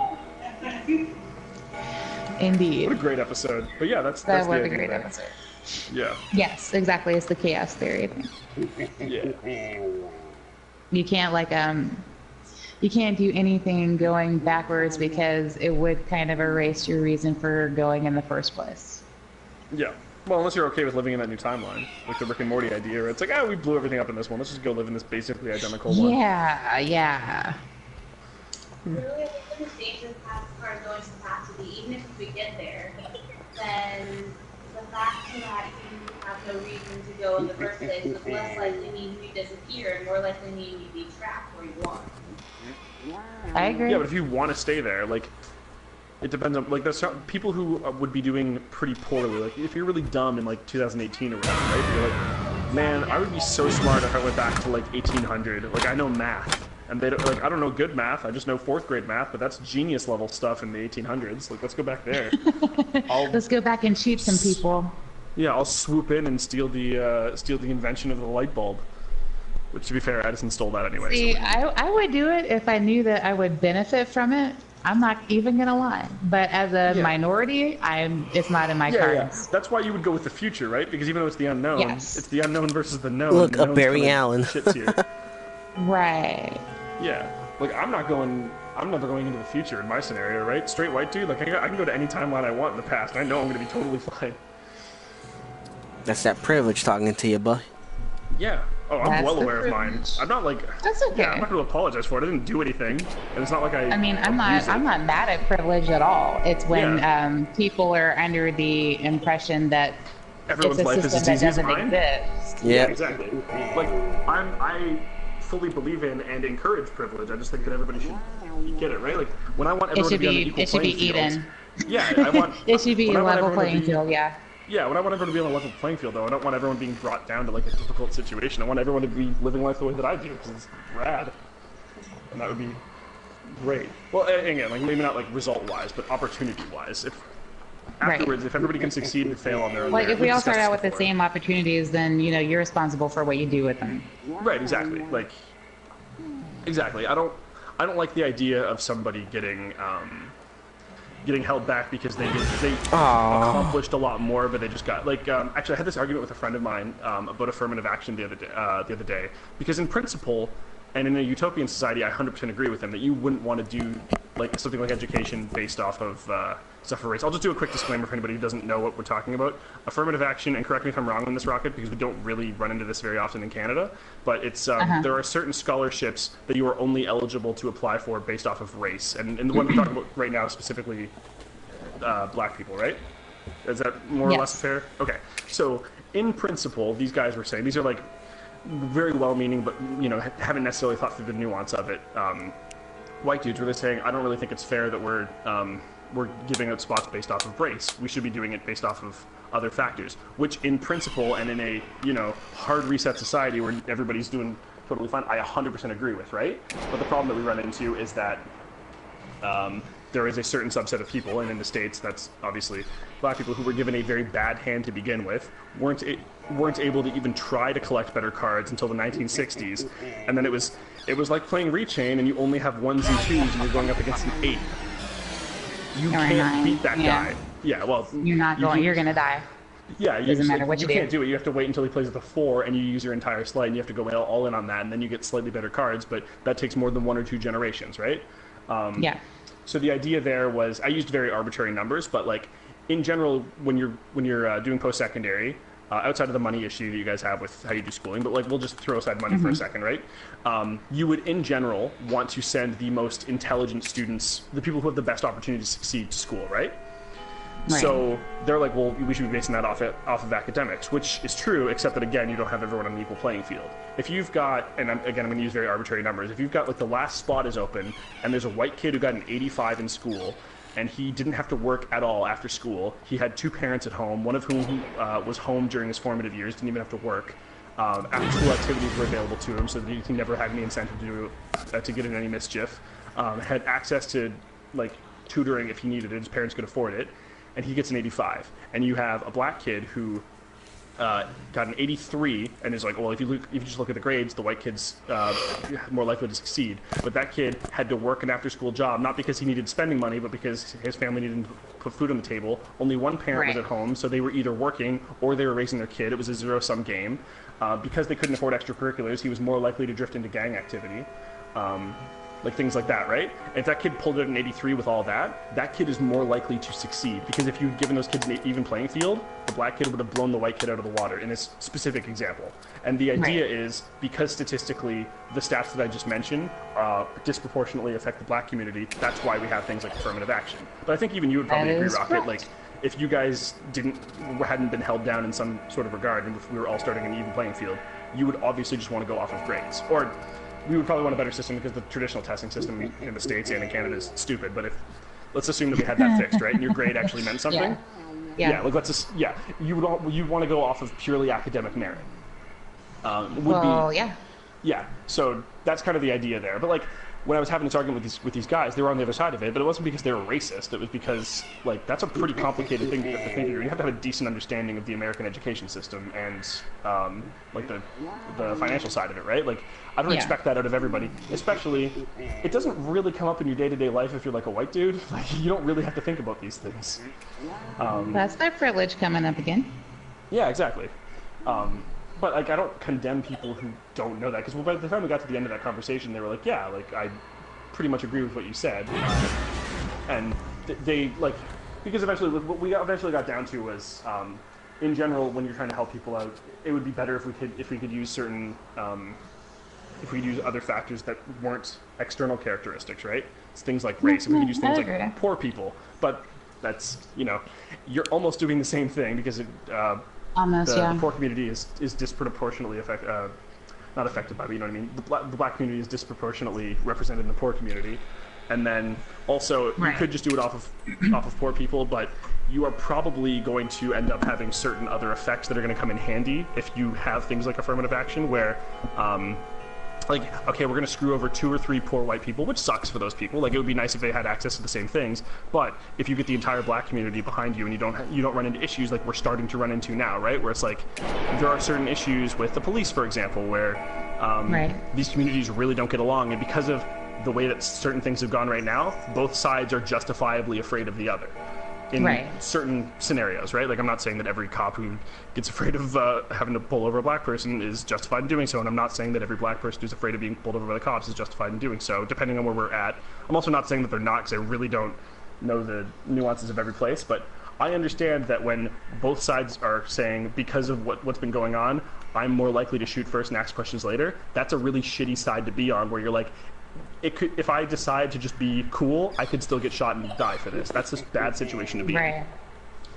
And it sucks. I wish that we were in a situation where that wasn't the case, and where you wouldn't run into like black kids who are like, I should probably have my gun on me just in case this cop's going to go nuts. And but if like, you have your gun on you, you're going to get shot. Right. And if you're the cop, it's like, man, if I don't pull this out, like, I could totally end up getting shot. Not that it's at all the same with Canadian police officers, but I know a little bit about this stuff because my dad is retired now, but he was our CMP for the majority of his career. He was police for 23 years, I think. And we have it's not nearly as bad here. We don't really run into racial issues the same way that you do in the States. They'll run into issues with individuals, but it's usually not based off of race. It'll be based off of other class statistics. Like, they run into issues with poor people a lot, but it's no one's ever pulling the race card, right? They just yell police brutality anytime that they do anything here, and usually around here it's a little bit shenanigansy. But it's it's a lot easier going into those situations. He's like, I totally understand that there have been times where like some of these guys start to break when they see like, okay, like, I'm afraid to roll up on these people because somebody just got shot last week when they were following procedure, and they decided to try to de-escalate a situation where they were like legally allowed to pull out their gun and they didn't because they were trying to not, right? Like, you run into some pretty tough situations, and not everybody's equipped to deal with it. And to be honest, a lot of people are given that power that shouldn't be, because I think we can all agree being a police officer is really, really hard. Like, to do a good job is very difficult because you have to get people to cooperate with you who, one, probably don't like you, and two, if they cooperate with you, they know that they're going to get arrested and you're probably going to end up getting boned out of it. Like, that's a difficult spot to be in. Hey, Trevor, are you alright? Yeah, I'm going on a little bit of a rant here. I'm sorry. Cut me off whenever, guys, because I kind of do that sometimes. You're fine. It's like Trevor got completely silent. Yeah, I was listening to him. Yeah. It was interesting. It was interesting. That's why I was just listening to. Yeah. Okay. And there's a question for you in the chat. It was actually 2 things. One, Game Expert said he would actually, you are very knowledgeable and would love to learn some knowledge from you because, you're dropping them knowledge bombs. People who are smarter than I am. Like, I didn't figure out any of this stuff about the black community in the States on my own because I have had literally the only exposure that I've had is actually directly is talking to you, Rocket, and we haven't had nearly that many conversations. But yeah, like, I've looked into these things because you'll see people who will misrepresent statistics, or they'll form conclusions off of statistics without having gone into the details of them, right? Like, they'll look into like stats that are true but don't necessarily prove the argument that they're making, right? They'll be like, I think that we need to arrest more black people. Why? Because they're more likely to commit crime per capita. That's a true stat, but there's reasoning behind that. Like, it's a skewed getting the stat. wrong cause for the effect. It's true because it's skewed. Yeah, well, per capita, what do you mean by skewed, sorry? Well, black people are probably more likely to commit crime because black people are in those situations full of poverty. Yeah, exactly. And Well, when you're in that's the a argument, poverty right? environment, you're more Yeah. susceptible to being in a drug Right. environment. Right, exactly. That was the argument that actually is that poor people are more likely to commit crime than rich people are, and then black Right. people are overrepresented in the poor community. So that's the actual Right. stat. Poor white people That's are more the likely to real commit stat. crime. Yeah, well, that was what I was getting at, right? But I was laying the premise. But Oh, I people ruined it. Yeah, no, it's fine, because I sometimes I go off on a tangent, and if I don't finish that one, I come out looking super racist, which is not the conclusion. But like that is a point though, right? Like if you just look at the stat, black people commit more crime than white people per capita in the United States. That stat is true. It doesn't mean anything, but it's true. Which is the problem you run into is that people will just look at that stat and they think that they have the information. That's all that they see. They don't see the conclusions. circumstances around it. Right. Yeah. And then some people get real stupid. Like I've heard somebody try to make the statement that looking at like just they showed me a graph and the graph didn't even say what they were saying. But they were trying to say that poor white people commit less crime than rich black people, and I was like, you're just stupid now. Like, have you spoken to anybody rich? Or you know, usually there's certain qualifiers you can go with somebody who's rich, right? Somebody who's self-made. Because I was going to say anybody who's rich, but Donald Trump is rich, and he's not. The first thing I was going to say is they usually sound intelligent, which he does not. But like in general, in the States right now, anybody who's black and rich, you can usually assume got there either like on their own or within 1 or 2 generations, because you legally couldn't be rich until the 60s. Like there were rules that held you down from being rich. So most people got there on their own. To get there on their own, you kind of have to be smart. Or like really lucky, I guess you could have somebody who like won the lottery and then they weren't an idiot with it, because winning the lottery, and if you're dumb, doesn't really do anything for you. You blow all that money really quickly. You're gonna blow your money. Yeah, exactly. Unless they were smart enough to realize, hey, I'm real dumb and I don't know what to do with money. Let me get a financial planner. I can afford it. And then you know, that person also acting there. Like it gets a little bit complicated. But yeah, like when you look at stats, just because somebody shows you a stat, if it's true, that doesn't always necessarily mean that they're intelligent enough to form the conclusion that they're forming off of it, right? Here's a great example of that. In World War I, helmets were invented partway through the war. After people started using helmets, there was a dramatic increase in head-related injuries.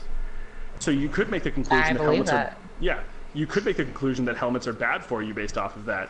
The reason that there were more head-related injuries is because when people were getting shot in the head, they weren't dying anymore. Right. Because they had a helmet on. Now, admittedly, they were having a lot of problems because these were the first helmets. They were invented in the 1910s, and they weren't great at it. They had to mass-produce helmets for cheap, and they didn't do what they were supposed to do. They were still taking, like, mad head damage, and they were having a lot of brain issues. However, they weren't dying.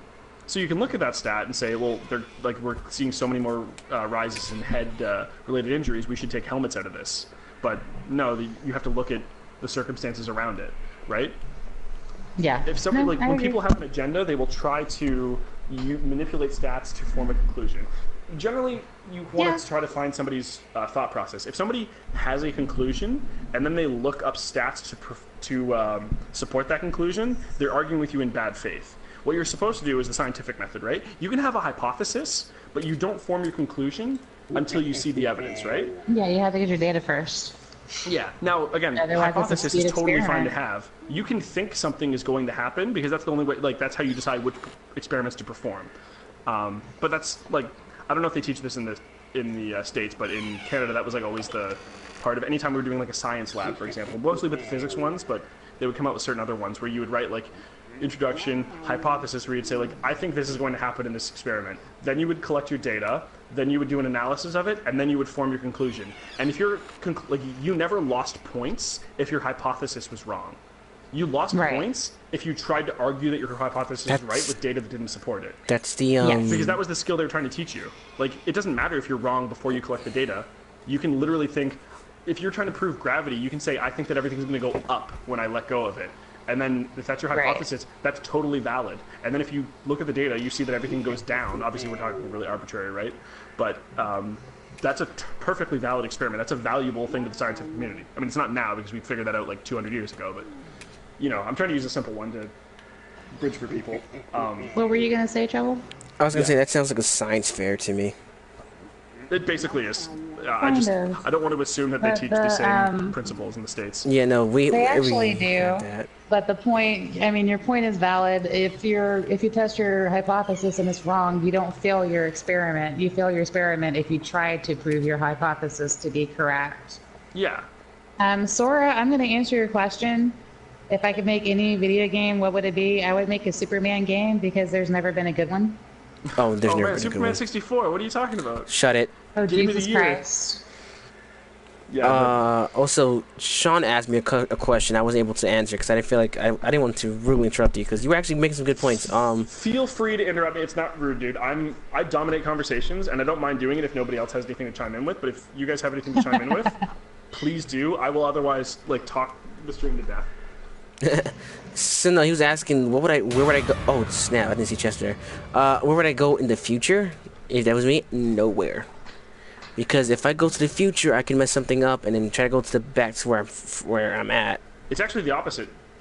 If you go to the future, it shouldn't affect the present, right? Because it hasn't happened yet. Right, yes. Where you come into issues is in the... Going to the past. Going in the past. The only exception is if you being in the future, if you end up going back to a time, like if you're not in the present to do something. They had this come up in...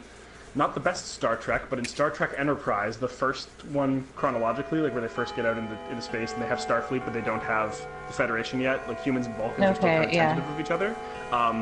Because they were worried about, there was like a temporal Cold War where they were worried about the first captain of the first Enterprise, Jonathan Archer, being Team Archer Resistance killed. Part 2. And somebody pulls him into the future in order to keep him alive. And in doing so, they end up destroying, like they end up like coming back to like a post-apocalyptic future because he wasn't there when they needed him to be. So the Federation didn't get formed, humanity and Vulcans all got totally boned, and then they didn't have the technology to bring him back, so he could never go back, so that therefore he didn't exist anymore, and everything kind of got changed. It was really weird. But unless you're integral unless you're integral to the future, Treble, you can go to the future and you're gonna have no problems. Okay, so I mean, totally. Still, I wouldn't want to go to the future because I want to keep it as a mystery. Yeah, I just wouldn't want to go to the future because I don't know if it's gonna be good for me, and I know the past probably would be. Again, there's multiple theories of time travel. I want to see how my kids turn out, so I think I would go to the future. Yeah. If you're going to go to the future, like, the way that you would want to probably go about doing something like that is, you want to go incognito, and you want to go find documentation rather than interacting with people, right? You'd want to go find, like, the library of Star, like, see where she ended up in, like, in, like, a database, and just reading what happened. And then you just get back out and you don't talk to anybody. Freeze yourself. I can see Star having a library named after her. No, I mean, I meant like the Star file in, like, the library of everything. Yeah, no, I know what you meant. Yeah.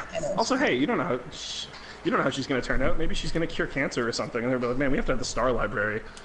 Exactly. And then she'll be up there accepting her Nobel Prize, and she'll be like, I want to thank my mom, who you can check out her YouTube channel at Rocket. Like, just like mid-Nobel Prize speech, she just like plugs you. Billions of subscribers overnight. No, very possible. I was gonna say, shoot. There's so many different theories about time travel itself, also, where it's just like, Well, the main reason why they're theoretical is because time is relative. Right. Yeah. But I feel like the Marty, it's your kid. They are in trouble. Marty, it's your kids. They are in trouble. That's funny. Best line back in the future. Absolutely. But no. But I would want to know. I would want to know what happens with my kids. Yeah, just as fast. Yeah. I was gonna say, I think the theory I prefer most is the parallel timeline theory. It's the same world and everything, but every time you go back somewhere, or just you're creating a new timeline. You're creating your own different timeline. Yeah, it was like that one I was talking about with the dice thing, right? Like from with the dice, dice thing. Yeah, exactly. The first that comes to my mind is Dragon Ball Z for some weird reason, because of the Trunks thing. Oh yeah, well that one's relatively consistent that way too. And that's probably an example more people are going to get. But yeah, that's a perfect example where I think they kind of fudge with it a little bit, but it's 80s anime and no one's they fixed it in Super.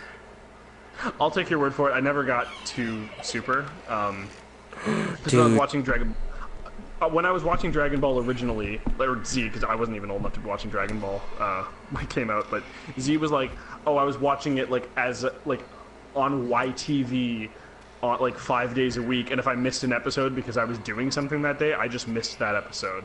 Like it was like that kind of watching for me. so I didn't really get to watch it like properly all the way through. I had to like fill in some gaps with the internet later, but yeah, that's what it is. All right. I didn't realize I this was until I got older. Sean. I But love Back to the Future movies. I think 2 is the best one. It was arguably the most stupid one, but it was just so much fun. And Oh, you can yeah. have a mom falling in love with her son. yeah, that was like the plot. That was the of, like, funniest. that was like the plot of a porno where you're like, I really wish you didn't put this part in because like I don't want to stop watching this because it's like good but not the plot. Right. Why did you have to do this to me? I run into this problem a lot. This is Okay, they're always weird. like, they always make it weird incesty, and I'm like, could you not? Because the rest of this I'm enjoying until you made it incesty. Yeah. But like with 2, it's campy and the acting is really over the top and you can see Yeah. the strings. Dabbing They're on just the like, haters. I'm Nice loving job. this. Yeah, It's really You bad, can't but cast I'm loving Crispin this. Glover and things. He always comes out looking creepy. He kind of man. does. Hey, Watch you guys Crispin watch Glover's horror in the movie, stream right? right now. He's like, forget about you guys. What was that? Sorry, Trouble? I was saying, there's a That horror was Kyle's movie. opinion, not mine. There's a horror movie I want to remember for the life of me, but I just can't. It was basically... Beetlejuice. No, Jesus Christ. Thank you, Insight. 2 was really good. I knew I It didn't was, stand alone. basically, these people couldn't stay in the dark, because if they did, some weird ghost spirit things would get them. Was it darkness? I don't remember. They had to stay in the light, basically. Here's the other reason I wouldn't go to the future. Okay, who was in the movie? I don't remember. Oh, come on. What, did they They're have to giving us stay enough to in go the off of their dark? trouble. Did they have to stay in the dark because they were monsters or what? They had to stay in the light. If they were in a dark room or something, That's what I'm saying. they would Yeah. catch them. Were Was it they the second monsters or chapter of the ghosts? first Gears of War game? It was like weird type of monster ghost type of thing. Because I'm thinking about Pitch Black right now.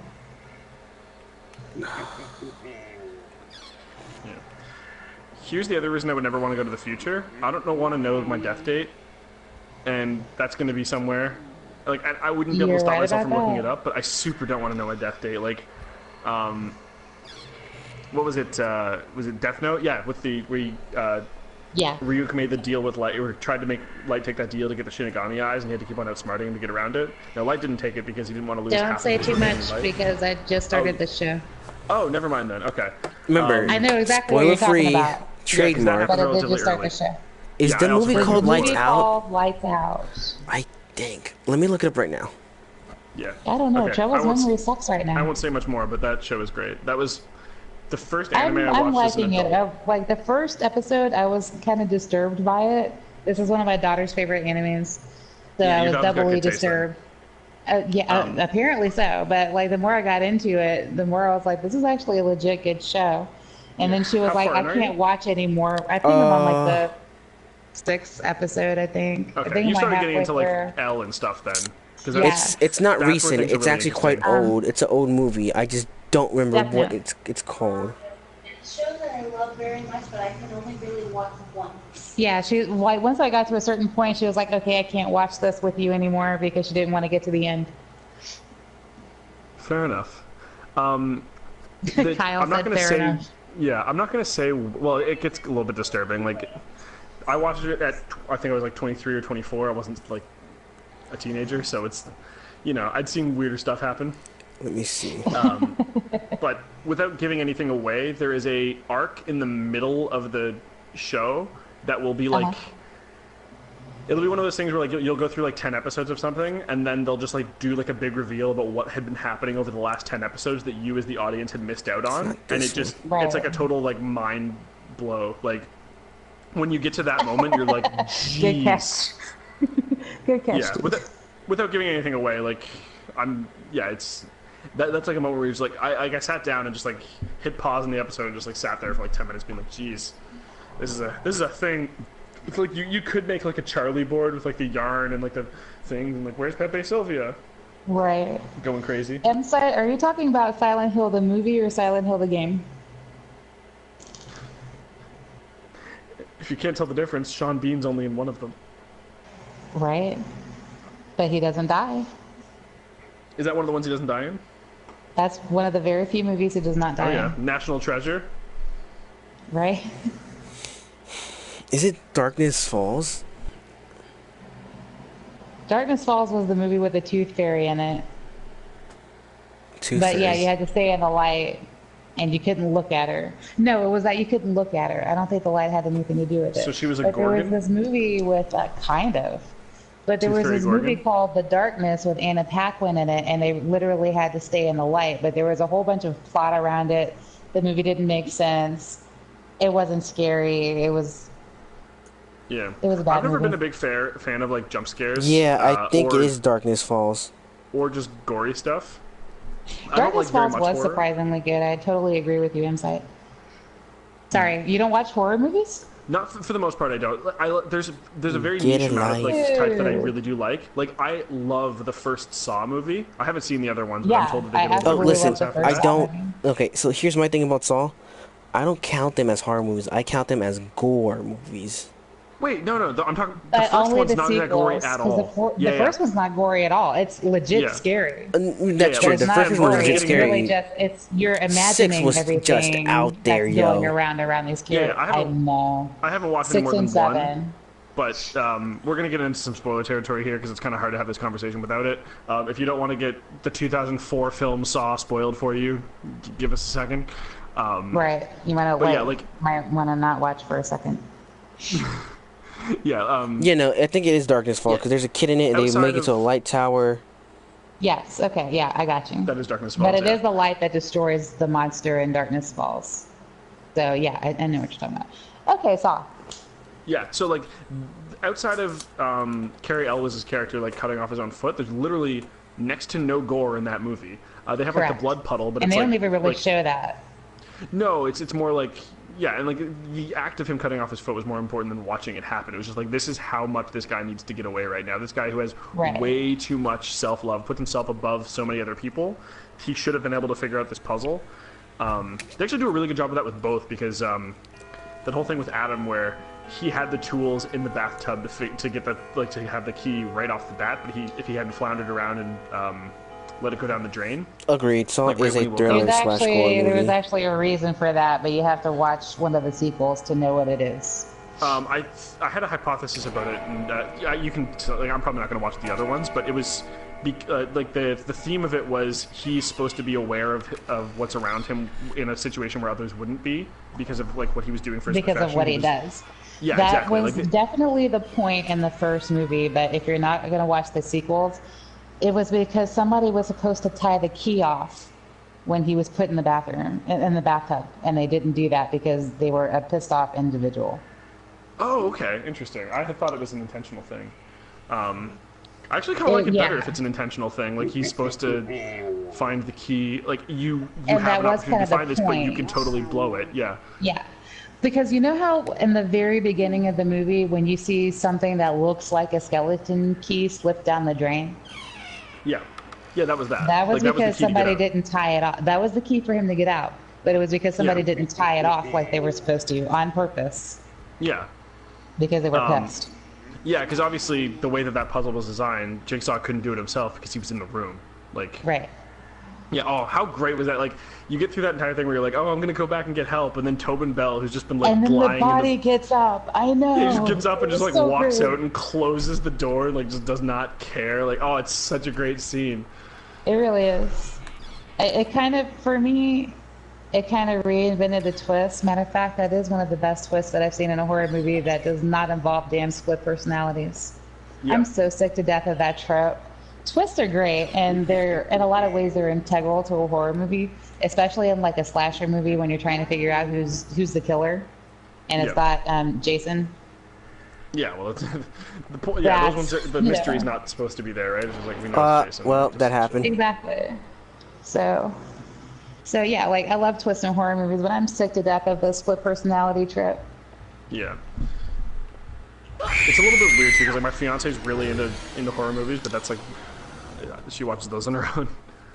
She has good taste.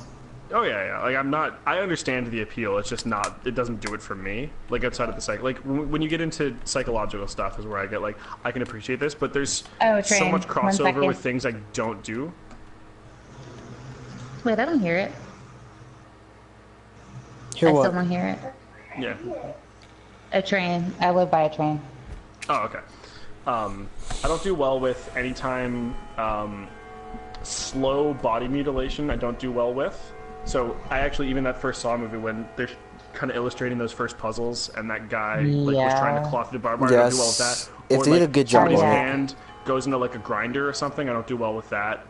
That's like if it's quick, I don't tend to have issues. Some of my favorite movies and books have had like characters lose hands, for example, and like that's Evil Dead, like that's a pretty cool scene where Bruce Campbell's just like, here goes my hand, but because it does it basically instantly, right? But like, I didn't watch 127 Hours, for example, because I'm like, I don't need to watch James Franco. Yeah, I didn't watch it for that exact reason. Like, I knew that story and I knew what was gonna happen. I'm like, no, thank you. I also almost passed out one of my college classes when it was like during a safety video where they were showing somebody who like done something wrong. Like basically, their hand got sucked into like a it was like a hydraulic press type of situation where it's like you just know you're screwed.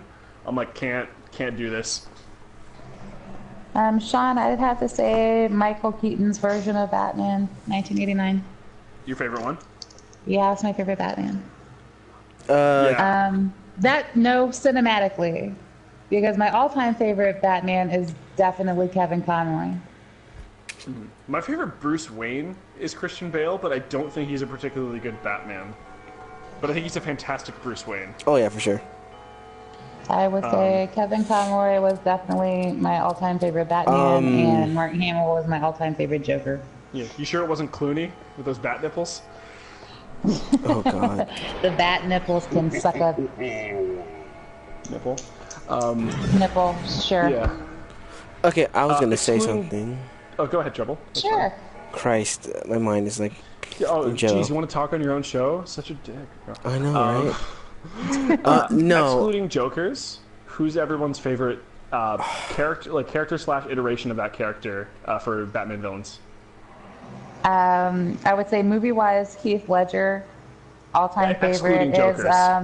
It can't be one of the Jokers. Oh, it can't be one of the Jokers. Yeah, because Jokers are always the answer, right? Like it's Joker. But well, he's like the nemesis, like the true nemesis. Right. But there's enough Batman villains that like it gets interesting. For me, it's definitely Arnold's Mr. Freeze. I don't think it's good, but I love it. It's not good, but I can see your point. Yeah, but you don't things don't have to be good to like them. I love The Tom Room. Hardy's That's a terrible Bane. movie. That's a pretty good one. I did not like The Dark Knight Rises at all. No, but he was great. Bane. Tom Hardy's great in everything. I loved Bane. Apparently, he couldn't save Venom. No, but I think that there was an interview where he said that they cut out all of his favorite parts of the movie. So it's like, I don't know, if maybe he filmed enough to make a good movie, but hey, if you don't have director's cut, you might just see some garbage come out. Yeah. I mean, again, it's Sony. Ooh, I have one. What is everybody's favorite zombie movie? Since we were talking about zombie movies earlier. I was gonna say, favorite villain for right now, other than Joker, is definitely the Riddler in the Gotham series. Okay. I love Jim Carrey in the Riddler. Who plays the Joker in the Gotham series? Right now was a kid, but they killed him off. I still have to watch. Yeah, I still have to watch that. Okay. Well, thank you, Travel. Who plays characters isn't spoilery unless it's like revealed who they are later. I forget their name, but again, yeah, no, it's okay. And then for like zombie movies, Zombieland, just because it's just fun as hell. I was gonna say that like. I actually live where they filmed that movie. Yeah, you told me before. So good. Yeah, it was really awesome. Yeah, the Bill Murray cameo. For me, it's Dead Alive. Okay, for me, it's Shaun of the Dead. So we have 2 for Shaun of the Dead. Nobody knows the movie Dead Alive. There's something wrong with you guys. Yeah. Also, no, Treble didn't say Shaun of the Dead. He said Zombieland. I was reading Insight's answer, and Gaming Expert is saying World War Z or the Zombieland. World War Z was good, but again, I didn't like the idea of zombies making waves of themselves. Like there's some weird natural, like heartless things. Yeah. They're zombies. They're not supposed to be like that. I love Shaun of the Dead, and I think it's my least favorite of the Cornetto trilogy. Not because it's bad, but like, man, Hot Fuzz is like a flawless film, and World's End is really solid. It's like the perfect comedy. It's so good. Like it sets up so many jokes and they all pay off. So true. And like every really question that fantastic Danny asks British humor. Nick in the car, he ends up doing in that last scene. Like, oh, it's so great. Timothy Dalton, like way too good in that movie. But the reason why I keep talking about Dead Alive is, for one, it was one of Peter Jackson's first movies. Okay. And he needs to be recognized for it. But also, it's probably the goriest movie that's ever been put on film. Okay. And also maybe one of the funniest movies I've ever seen in my life, especially horror-wise also. You know what else we need to recognize, Nobody Peter? knows it. Like, there's a kung fu priest who literally says the words, "I kick ass for the Lord." How can you not Okay. love that? That does sound pretty great. That sounds almost Yakuza-esque. Yeah, it does, doesn't it? Yeah. Yeah, we also have to recognize Peter Jackson for his fantastic cameo in Hot Fuzz, where he was Father Christmas. Yes. And he stabs He's the one that Nathan's stabs. Yeah. Yeah, that's not a spoiler. People, it happens in the first 10 seconds of the movie, and it's mostly a joke. So But I it's feel bad funny. about that one. Yeah, it's great. Unfortunately, it's very funny, and Yeah. it looks like it's like the most painful thing I've ever seen in my life. Like, you really feel that stab. Wait. No, that stab. They have a scene later in the movie that's the most painful thing I've ever seen in my life. That thing that happens to Timothy Dalton. Yeah. Right in front of Aaron A. Aronson. Yes. That was a great one. The two detective cops too, with like the head thing and the kicking the bin at him. That's my point. It's like the most perfect comedy ever. Yeah, it's so great. Timothy freaking Dalton. Oh my god. And they have what's his face in there, the Trevor, you Hound. alright? I can't Yarps. get past this stupid part. It's been killing me for like the past hour, almost 2 hours Yeah, it's now. 5 o'clock. And I recommend that you watch Hot Fuzz. It's on Netflix, so now you don't have an Yep, excuse. it is on Netflix. I Movie's do have fantastic. excuses. Solid 2 hours of your life. Have you guys seen the movie they made on YouTube? Oh god. Which Yeah. one? I don't really watch. Kung No, Fury. I haven't. But Oh yes, I've seen Kung Fury. That movie's okay. That movie is funny. It's pretty good. Oh man, can we talk about all of the times that Danny like bastardizes what Nick's trying to say? You're like, how do you know that they're lovers? We just had their 3 hours of so-called acting, and that kiss was the only believable scene in it. So well, how do you know they're lovers? And he just repeats it back. yeah, Or, he repeats it your back. father has made himself judge, jury, and executioner. He is not judge, jury, and executioner. He's so upset. Judge Judy. Go watch Hot Fuzz, Marvel Simon Pegg, character. Nick Frost. Oh god, what's Oh. my favorite Marvel character? My favorite Marvel or DC, Deadpool. Of course, the How about obvious Marvel answer. Cinematic Universe? It'd still be Deadpool. He's not in if the you, Marvel Cinematic Universe. yes, he is. He's the MCU. Yeah, he No, is. He's canon Wait. as an MCU character now. Wait, but he was in because they have the X-Men in there, and they can't. Those don't exist in the same Nope, universe. they now, have do his team, He's which still is a the Marvel X-Force. property. Yeah, he's Yeah. still a Marvel property. Remember, he is a part of Yeah, the yeah, he's a Marvel X-Force. property, but in the cinematic universe, like I'm talking about, like the movies that have been established, that have been made by Marvel, and that are like that they're putting out, the Iron Mans, the Caps, the Well, Avengers stuff. I'm Specifically, reading your 'cause, yeah, it's- comment, gaming expert. Deadpool has died. He's died several times, but because of his regenerative properties, he's never stayed dead. Yeah, also because of time travel.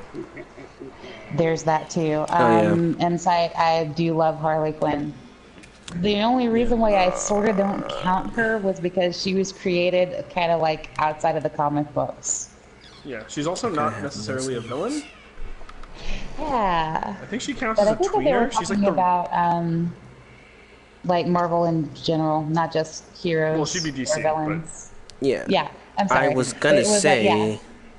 She's DC, sorry. Yeah, fine. my Marvel top pick is Moon Knight, which is a Batman version of, basically a Marvel version of Batman. Yeah, because that was when they were doing all the like we're gonna rip off each other's heroes, right? Because Deadpool was a playoff of somebody originally too. Deathstroke. Yes. Insight, trust me, I do know my Harley Quinn.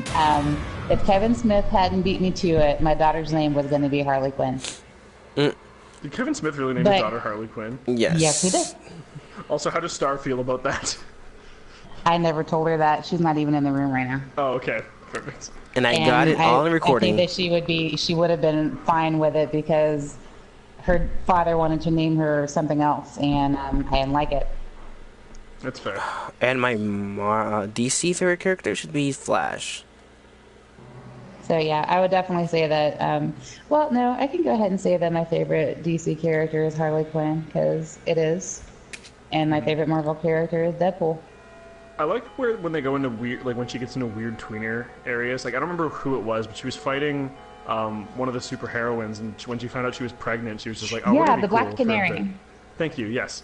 The only thing that always makes me uncomfortable, and it's just because I feel like a lot of the people who do it haven't really thought things through, is people who idolize the Harley Joker relationship.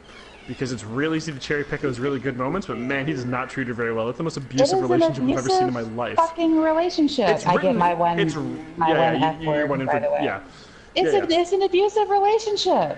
Yeah, it's written incredibly well, but nobody should idolize that relationship. Nobody should want to be like when I see the memes Joker. and stuff. I'm just like, you people are crazy. Like the girls that say that Pennywise is hot, and I'm like, there's something wrong with you. I will argue that Bill Skarsgård is hot, but Pennywise is not hot. Oh yeah. Inside, I love Spawn. I love Spawn too. But when I see like the memes of Harley Quinn and the Joker and stuff, I'm just like, I get like immediately infuriated. Yeah, I get uncomfortable because it's like I don't think you've thought through the consequences. And this is completely anecdotal, but I have generally found it's people who stick around in abusive relationships or who haven't had healthy relationships who are the ones who like look for that. But it's because they're cherry picking those moments, because right? They do. Yeah. And like, not that I have been in that situation, but I am of the understanding that there are almost always redeeming qualities in abusers, like individual redeeming qualities that it's very easy to attach yourself to. It has a little bit more to do with what the abuser does afterwards. They use guilt as a ploy. Yes. They promise that they'll never do it again. Almost immediately afterwards, they do something like so unbelievably nice to kind of try to make up for it. Yeah, easing the guilt. Yeah. I was more so referring to getting you on the hook in the first place because none of the tactics they use work if you don't have an investment in that relationship already. Well, for me, it didn't manifest itself until way later in the relationship. Right. Because it's very easy for people to like put up their to put on your best face or whatever, but and then when they think they got you, then the monster comes out.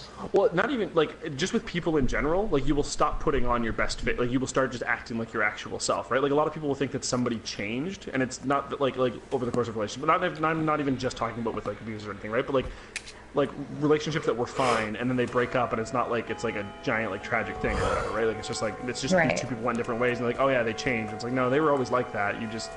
They weren't doing it around you, or that like you subconsciously start to become more comfortable with the person and then you stop worrying about putting on your best face. That's just a thing that applies to like most people in general, right? Like that's just like a relationship thing. When you get to a certain point, you can let your farts out. Yeah. But up until that time, you're squeezing it in, Yeah, exactly. That's right.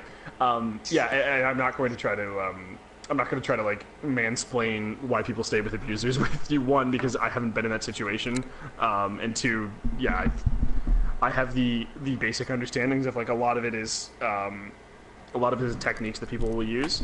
And it's very, very difficult to be aware of it when they're happening to you, to the point where, and I'm not going to name any names, but there's somebody who I see doing my best to make this thing work. You do you trouble. You got this.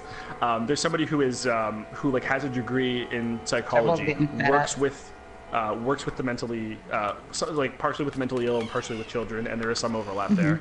And she is, in my opinion, in an abusive relationship, and she has not noticed any of the signs. She can't and when I have pointed when I have pointed things out to her, like she's like she recognizes it because I'm able to like. That's something that I have, like, I'm in no way an expert, but I have a little bit more than a layman's understanding of it. So in the social setting where we see each other, I'm like the second smartest person behind her in that field.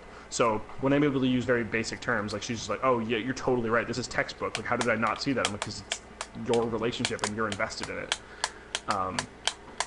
It's much easier for me as like an objective third party to just be like, man, that dude kind of treats you like ass, like a lot. Like, these are very classic signs of him, like, that he's doing. To the point where I was able to predict, like, she would be like, we're going to go home and have a conversation about this. And I would, like, I'd come back and she'd be like, do you want to know how it went? And I'm like, I'm going to guess that this happened, and then that happened, and then that happened. She's like, yeah, how did you know? It was all your fault. It was all your fault.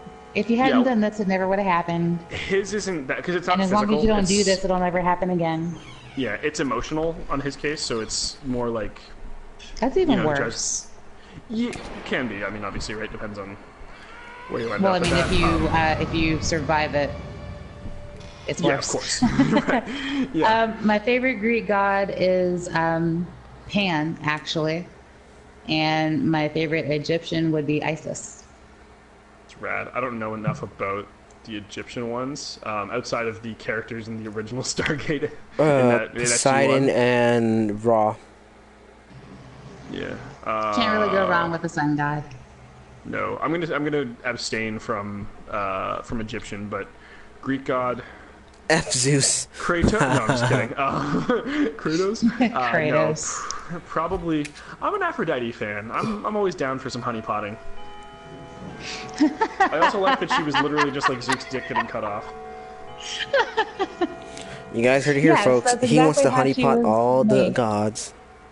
Yeah. That's exactly how she is made. Yeah. It's also great because it's like every episode of Hardy Boys or Book of Hardy Boys where it's like, all right, we need to get past Lily in order to get the information we need. You're gonna have to seduce Lily. Which, now that I'm thinking about it, a little bit messed up with the whole like maybe you shouldn't be toying with this poor girl's emotions in order to solve this case that nobody asked you to solve because nobody ever asks them to solve anything. But it was the 80s, and it was okay to treat women like garbage back then. I say sarcasm dripping out of my mouth in case that's not super clear to anybody. But I always like when people are like, we have to go with seduction. I'm like, you had other options. You wanted to go with seduction. I played D&D. I know when there's the good plan, and then there's the plan that you really want to work out. That's just the plan that you really want to work out. I agree. I totally agree. Yeah, are you guys getting along okay in the chat? I mean, yeah, someone else has to keep an eye on chat for me. And I am trying to get this game done. I might just do this last round, and I'm gonna get a bed because I'm tired. That's fair. Yeah, I feel you're trouble. So I think I might be the only one keeping an eye on the chat. Oh, you definitely are, 'cause I'm not.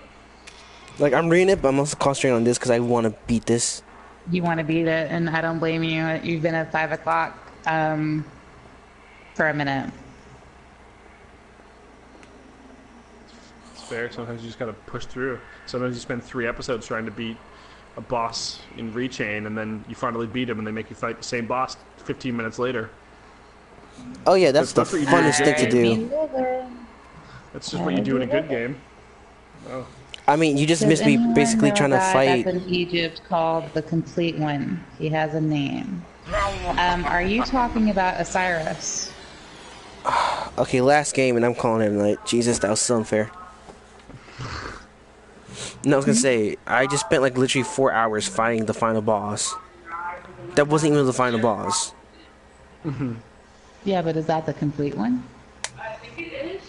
Okay, so Star says that you're talking about Amun-Ra, Sean, and I actually kind of do know what she's talking about. I'll take her word for it. Are you talking about Slifer, the Sky Dragon, right. Obelisk, the Tormentor, and... Yeah, the first Egyptian god was Amun-Ra. Yeah, that's who you're talking about. She didn't get the reference. Yeah, you were I wasn't going listening. Yu-Gi-Oh! And then, what was it? And I don't know Yu-Gi-Oh. Wind Dragon of Ra. Blue Eyes White Dragon? I know what you're talking about. Wind Dragon of Oh, Ra. my daughter has that card. That card is worth some money. The Blue Eyes White Dragon. I didn't realize there were all nerds here. I'm finally home. Welcome, child. You are welcome here. Guys, make the feast. The prodigal son has returned. Yeah, but I prefer the term geek insight. I mean, they're about the same thing. It sounds cooler. Totally. You just gotta embrace it on the inside, you know? I'm the coolest geek I know. I'm definitely the coolest geek I know. I prefer nerd. I think nerd's just better overall. Well, see, nerds are the ones that you think of with the pocket protectors. Nerd is what And you the make of boxing it. Time, okay? I did you're grow up going in a like full different on like time. Revenge of the Nerds. You know what Poindexter is a totally reference am. to. Oh, I well, totally am. that's it. The first But I get god to do was that. Noon, the primeval god. Yes, Amun. Is King Toot a god? Yeah, that's what I'm saying. Did you just King call Tut. me a geek nerd? Did you just call me a nerd geek? Also, Yeah, right. on a side note too, Rocket, if you don't want to have to experience Rechain, but if you want to go through and see all those brilliant plot points, I can recommend a full playthrough that's ongoing right now over at youtube.com/ it's not actually slash, but at Pajodcast Media, hashtag shameless self-plug, where I got all the way through it. Actually, if I you am going to be want, watching some of everybody's playthroughs, and I'm going to put links in my description when I go to Kingdom Hearts 2 for you guys. I'm about to say, sorry for the bad typing. I Me and don't have my glasses. 77 You're good. subs. You're good. Oh, jeez. What's the difference between? What's the difference between a statement and a question? A statement is when you're actually like stating it, like you're declaring it. And one's ending a question mark. Yeah. Yeah, and then a question is when you're asking a legit question, like, what is this? A statement doesn't require a response, whereas a question Basically does. There you go. And on the next note, what was I gonna say? Christ, you guys were talking about something about. I was shamelessly self-promoting myself. And then here I go. Oh, yeah. But hey, guess what? I finished both Sora and Riku's story on my channel, which you guys can go check out right here, right now, and they're in a playlist. You guys can go ahead and watch it. There's only 5 to 10 episodes. Plug it. Plug your episodes. It took me 45. Because I stream everything, and they're like an hour long. There we go. Yeah, selfless plug. I'm gonna watch some of everybody's. I'm not gonna watch all of everybody's because I'm starting to run justify it. behind in my schedule. I am behind no schedule because I just beat Gene Drop Distance today, so yay me. Yeah, so now you're ahead. But now I gotta redo everything at level 1 critical mode with Kingdom Key. Yeah, I don't want to fall too far behind. I took the day off because I was literally tired. Yeah. Why am But I I an spent idiot? all day backlog, participating so- in live streams, so. Yeah, I always just do giant amounts of backlogs for things. Usually I'm recording at night, but Chris isn't. And I usually record daytime with Ryan on my Jingle bell, Batman spells, Robin laid an egg. The Batmobile saws the wheel, and Joker got away. Hey. So, hey, Insight, I get to ask you this question out loud now. How's it feel to have 28 subs? 30 subs? 30 is a big number. Damn, Insight already? Yeah. I was really psyched when we got to 50. Yeah, All me right. too. And then that came and went really freaking fast, and now I kind of can't catch up with myself. Well, you are. Excuse you, Rocket. He has 31. 31. Get Yeah, yourself I just looked at it, corrected. 31. What did you say, Kyle? I was saying you do a way better Nice. job of promoting than we do. We're terrible at that, but it's just I don't have enough energy or and the act of doing it doesn't appeal to me. But obviously it's beneficial, right? I put. Not to be I'm going to talk about myself, but this is an interesting difference between how you and we run things. We being myself, Ryan, and Chris at our channel. Right. We put out a significant amount See more you, Sean. content than everybody else per day, right? We do 2 episodes a day. Yeah, we you throw do in a 2 a third day. video now on Fridays where we put Hi, Sean. old highlights. But in order to do that, there's a big amount of backlogging. I have to spend a decent amount of time editing and then and uploading, and then it's okay, I don't really have the energy to sit here and try to find different places to post myself, so we Right. tend to not to do it as often. And this isn't, I feel like this is coming across I'm really snobby, oh, I don't do that thing that you guys do. What you guys do is way smarter, obviously. You get way more attention out of it. But here's what I can do. I can just, It has to work, though. yeah. Go watch And Raiden see, this is National brilliant. Sam. He does good self-promotion I'll get for better at everyone. making content. He got because me I to 90 wasn't very good at subs. the start, and then I'll just You got it. piggyback off of your guys' success. It's brilliant. It's a great plan. It I'm being works real for me. sarcastic in case anyone else isn't picking up on that. No, it works for me. It works for me. Oh yeah, and But I mean, Insight, congratulations for sure on your 31 subs. Yeah, I'm so that's a glad that I great stumbled number. across All your right, channel, because Insight. you totally deserve it. Get ready for more because I'm sending more your way. Get ready for that. yeah. And I need to send more other people's way. Oh, God. I have not been familiarized with their channel because I think this is the first time. They do. He does a lot of. Yeah, I he said does. they. I wasn't sure if it was a guy or a girl or multiple people. It's a dude. He does like a lot of great horror game stuff, and he streams on both Twitch and YouTube. Oh. And he does horror let's plays also. Mm-hmm. Oh, brilliant. But it's like as soon as I found his channel and I watched the first video, I laughed a lot, and then I'm like, okay, I got to see the next one. Yeah, I find that I think I watched like games, 5 videos, and then I was like, dude, I can't let this guy just sit with 12 subs. Now you know how I felt when I saw you, Rocket. Sort of. No, horror games especially, I find that you are, not that I have a ton of experience with them, but we did an Until Dawn playthrough. Until Dawn, that's the one it was. That's a great game, but we had to get a little bit creative because I did that when Chris came here to visit, but he and I both played the game, so that's kind of lame to do playthroughs. So we had my fiance play through it, who had no experience with it, but Okay. Yeah, I find that when you, like, because there's a lot of, and I think this is probably true, especially with games, like most horror games, you have a lot of calm and relaxed moments because those are going to highlight the tension in the moments where they're supposed to, right? If it's just all rise the entire time, setup. it starts wearing off. Yeah, exactly. But making people laugh in those moments are where things get really great, or when, like, you know, we're gonna start creeping into the tense moment things. Like, have you guys played Until Dawn? I've seen a let's play of it, but I have not played it myself. I'm playing it. I'm playing it for this month. I did think it was amazing, though, Insight. Okay. I will say that. Without getting into spoiler territory, and I can say this because even if Treble hasn't played this yet, he's not going to know when it comes across. There is, and because it doesn't necessarily have to happen, there is a moment where, depending on the decisions you make, one of your characters can get their fingers caught in a bear trap. Yeah. And the scream that came out of Alex was probably the funniest thing I'd ever heard in my life. And then just Chris and I are just like losing it laughing because we're like, oh, all right, this is a thing that can happen. Or and again, I can say this because that's a game, and anyone who doesn't know what the mechanic is, that there's 8 characters in it, and you can, any combination of them can live or die. You can lose all 8 of them. All 8 of them can make it out, or any, like, which one, like, anything can happen. So I don't feel like it's a spoiler to mention, like, if this character dies or that dies, it's completely subjective to the player. But there was a character that Alex was a big fan of, who she's like, oh, I really hope that this character makes it to the end. And because we already knew how the mechanic worked, we knew that character was already dead one way or the other because of something that she had done. Because of something that she did earlier. Yeah.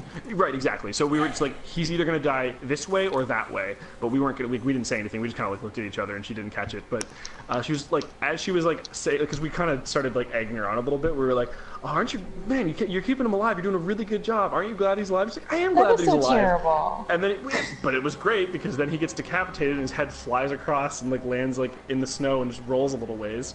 Oh God, that's and then awful. She's like, oh no, and we just like lose it laughing. But it made for a good moment. I killed him. I killed him. We told her afterwards, like, he was already dead before that. Don't feel too bad about that. Because she, like, ended up, like, messing up a QTE. So he ended up dying to, like, fighting a thing instead of getting to another moment where he was going to be trapped in something and dying, right? Like, it was, like, that kind of thing where it was, like... Right. Yeah. He was already dead either way, though. All paths led to death. Dying It was a good moment. Too. I'm not familiar with it. I played a little bit of Heavy Rain, and that one is it's a decision-based game also. I think it's like Beyond Scared or something. No, it's made by the same guy who made Detroit. It's David Cage. Oh. Okay. Yeah. But, all right, makes some good games, but kind of a doucher. Oh, that's He's good. not a great person. Well, I hey hate guys. when you find out that someone that you looked up to is a dick. That's so true. I was gonna say I'm gonna end it here, guys. So. Yeah. Cause I'm trying to get some I was about to go into a big rant about something, but I figured he was probably just about to finish it, so I'm not going to subject everyone to that. But yeah, I enjoyed being here and chatting with you guys. No, dude, dude, listen, Thanks for coming through, Kyle. I enjoy having you here because you are very knowledgeable on many things, and you do open up some interesting points and views. So it's always good to have you here. Yeah, I always enjoy going into topics that a lot of other people aren't necessarily as either familiar with or aren't always as comfortable talking about, because these are some pretty controversial things, and if they weren't handled well, you could end up in some situations where you'd probably... You could you'd start a fire. Bye, gaming Yeah, well- expert. Yeah, literally, if I showed up here and I was just like, I think that black people need to stop whining so much, like, that's not going to go over so well with, Oh, no. with Rocket, for Oh, example. no. The black person Yeah. in the room. Yeah. I don't And know. the why do you other guys have to minority kneel in during the my room. football game? for a second. Yeah, I don't know. Why do you guys have to keep kneeling during my football games? I just want to watch the game. Like, okay, well. And I'm like, dude, we just like to not get shot. Yeah. And we won't like to get freaking harassed just because we have a different skin color. Yeah, there was one. Exactly. I felt a little bit bad laughing at it, but there was one really good Kaepernick, like the Nike ad he did meme that I thought was really great. With like, you know, the picture of him in Nike. It was like, I can't remember what the exact quote was, but it was like, in order to do something, sometimes you have to sacrifice everything. And there was man, a, did he? Yeah, he really did. But I did see a meme where heading into the League of Legends World Championships, which I follow like regular people would watch regular sports with my fiance, and our teams were facing off against each other for the last spot of the World Championship, so one of us was going to be coming out upset either way. It totally ended up being my team this year, but there was a trade that somebody made where they like jumped into a pit and into 5 people to die to get a buff that was good, but it was late enough in the game that like them being dead for 50 seconds meant that they were probably going to lose the game, and it was like he ended up getting the buff, but they lost the game off of it, and so like they show the moment where he's in the pit inside of 5 people, and it shows that he got the buff for the team, and then it had that quote at the bottom, and it was like, that's actually really like objectively funny. I know that like that was a really serious moment when Kaepernick did it, but it's kind of funny to show like a skinny white kid like making a mistake and jumping into a pit and like losing the oh, this is our first year not going to the World Championship because you jumped into this pit. That wasn't the only reason they didn't get to go. They lost 3-0 in a best of 5, but I felt a little bit bad laughing at that because that was such like a big politically charged and like serious moving moment, but like objectively that's too soon. Yeah, and it was like a week after, but, like it was right after the football season started. But I was like, oh, that's like when you just look at like the analysis of like crafting a joke, it was a well crafted joke. Indeed. Treble, don't fall asleep on your Yeah, sorry, I didn't let you stop. there. Yeah, it's good. If you like what you saw here, make sure you check out more of what Treble does by subscribing below. And please go check out Rokkit88, because she talks about some stuff, and she's good people. And of course, me at Pajodcast Media and my other friends, because I have to get myself in there again. Yeah. We're less intelligent when we're together. Nah, you guys are fine. Please go subscribe to everyone that he just said. And also, I have a description below with some more people you guys can check out. I thought you were going to say everybody who's in this chat. I was like, are they? Are they?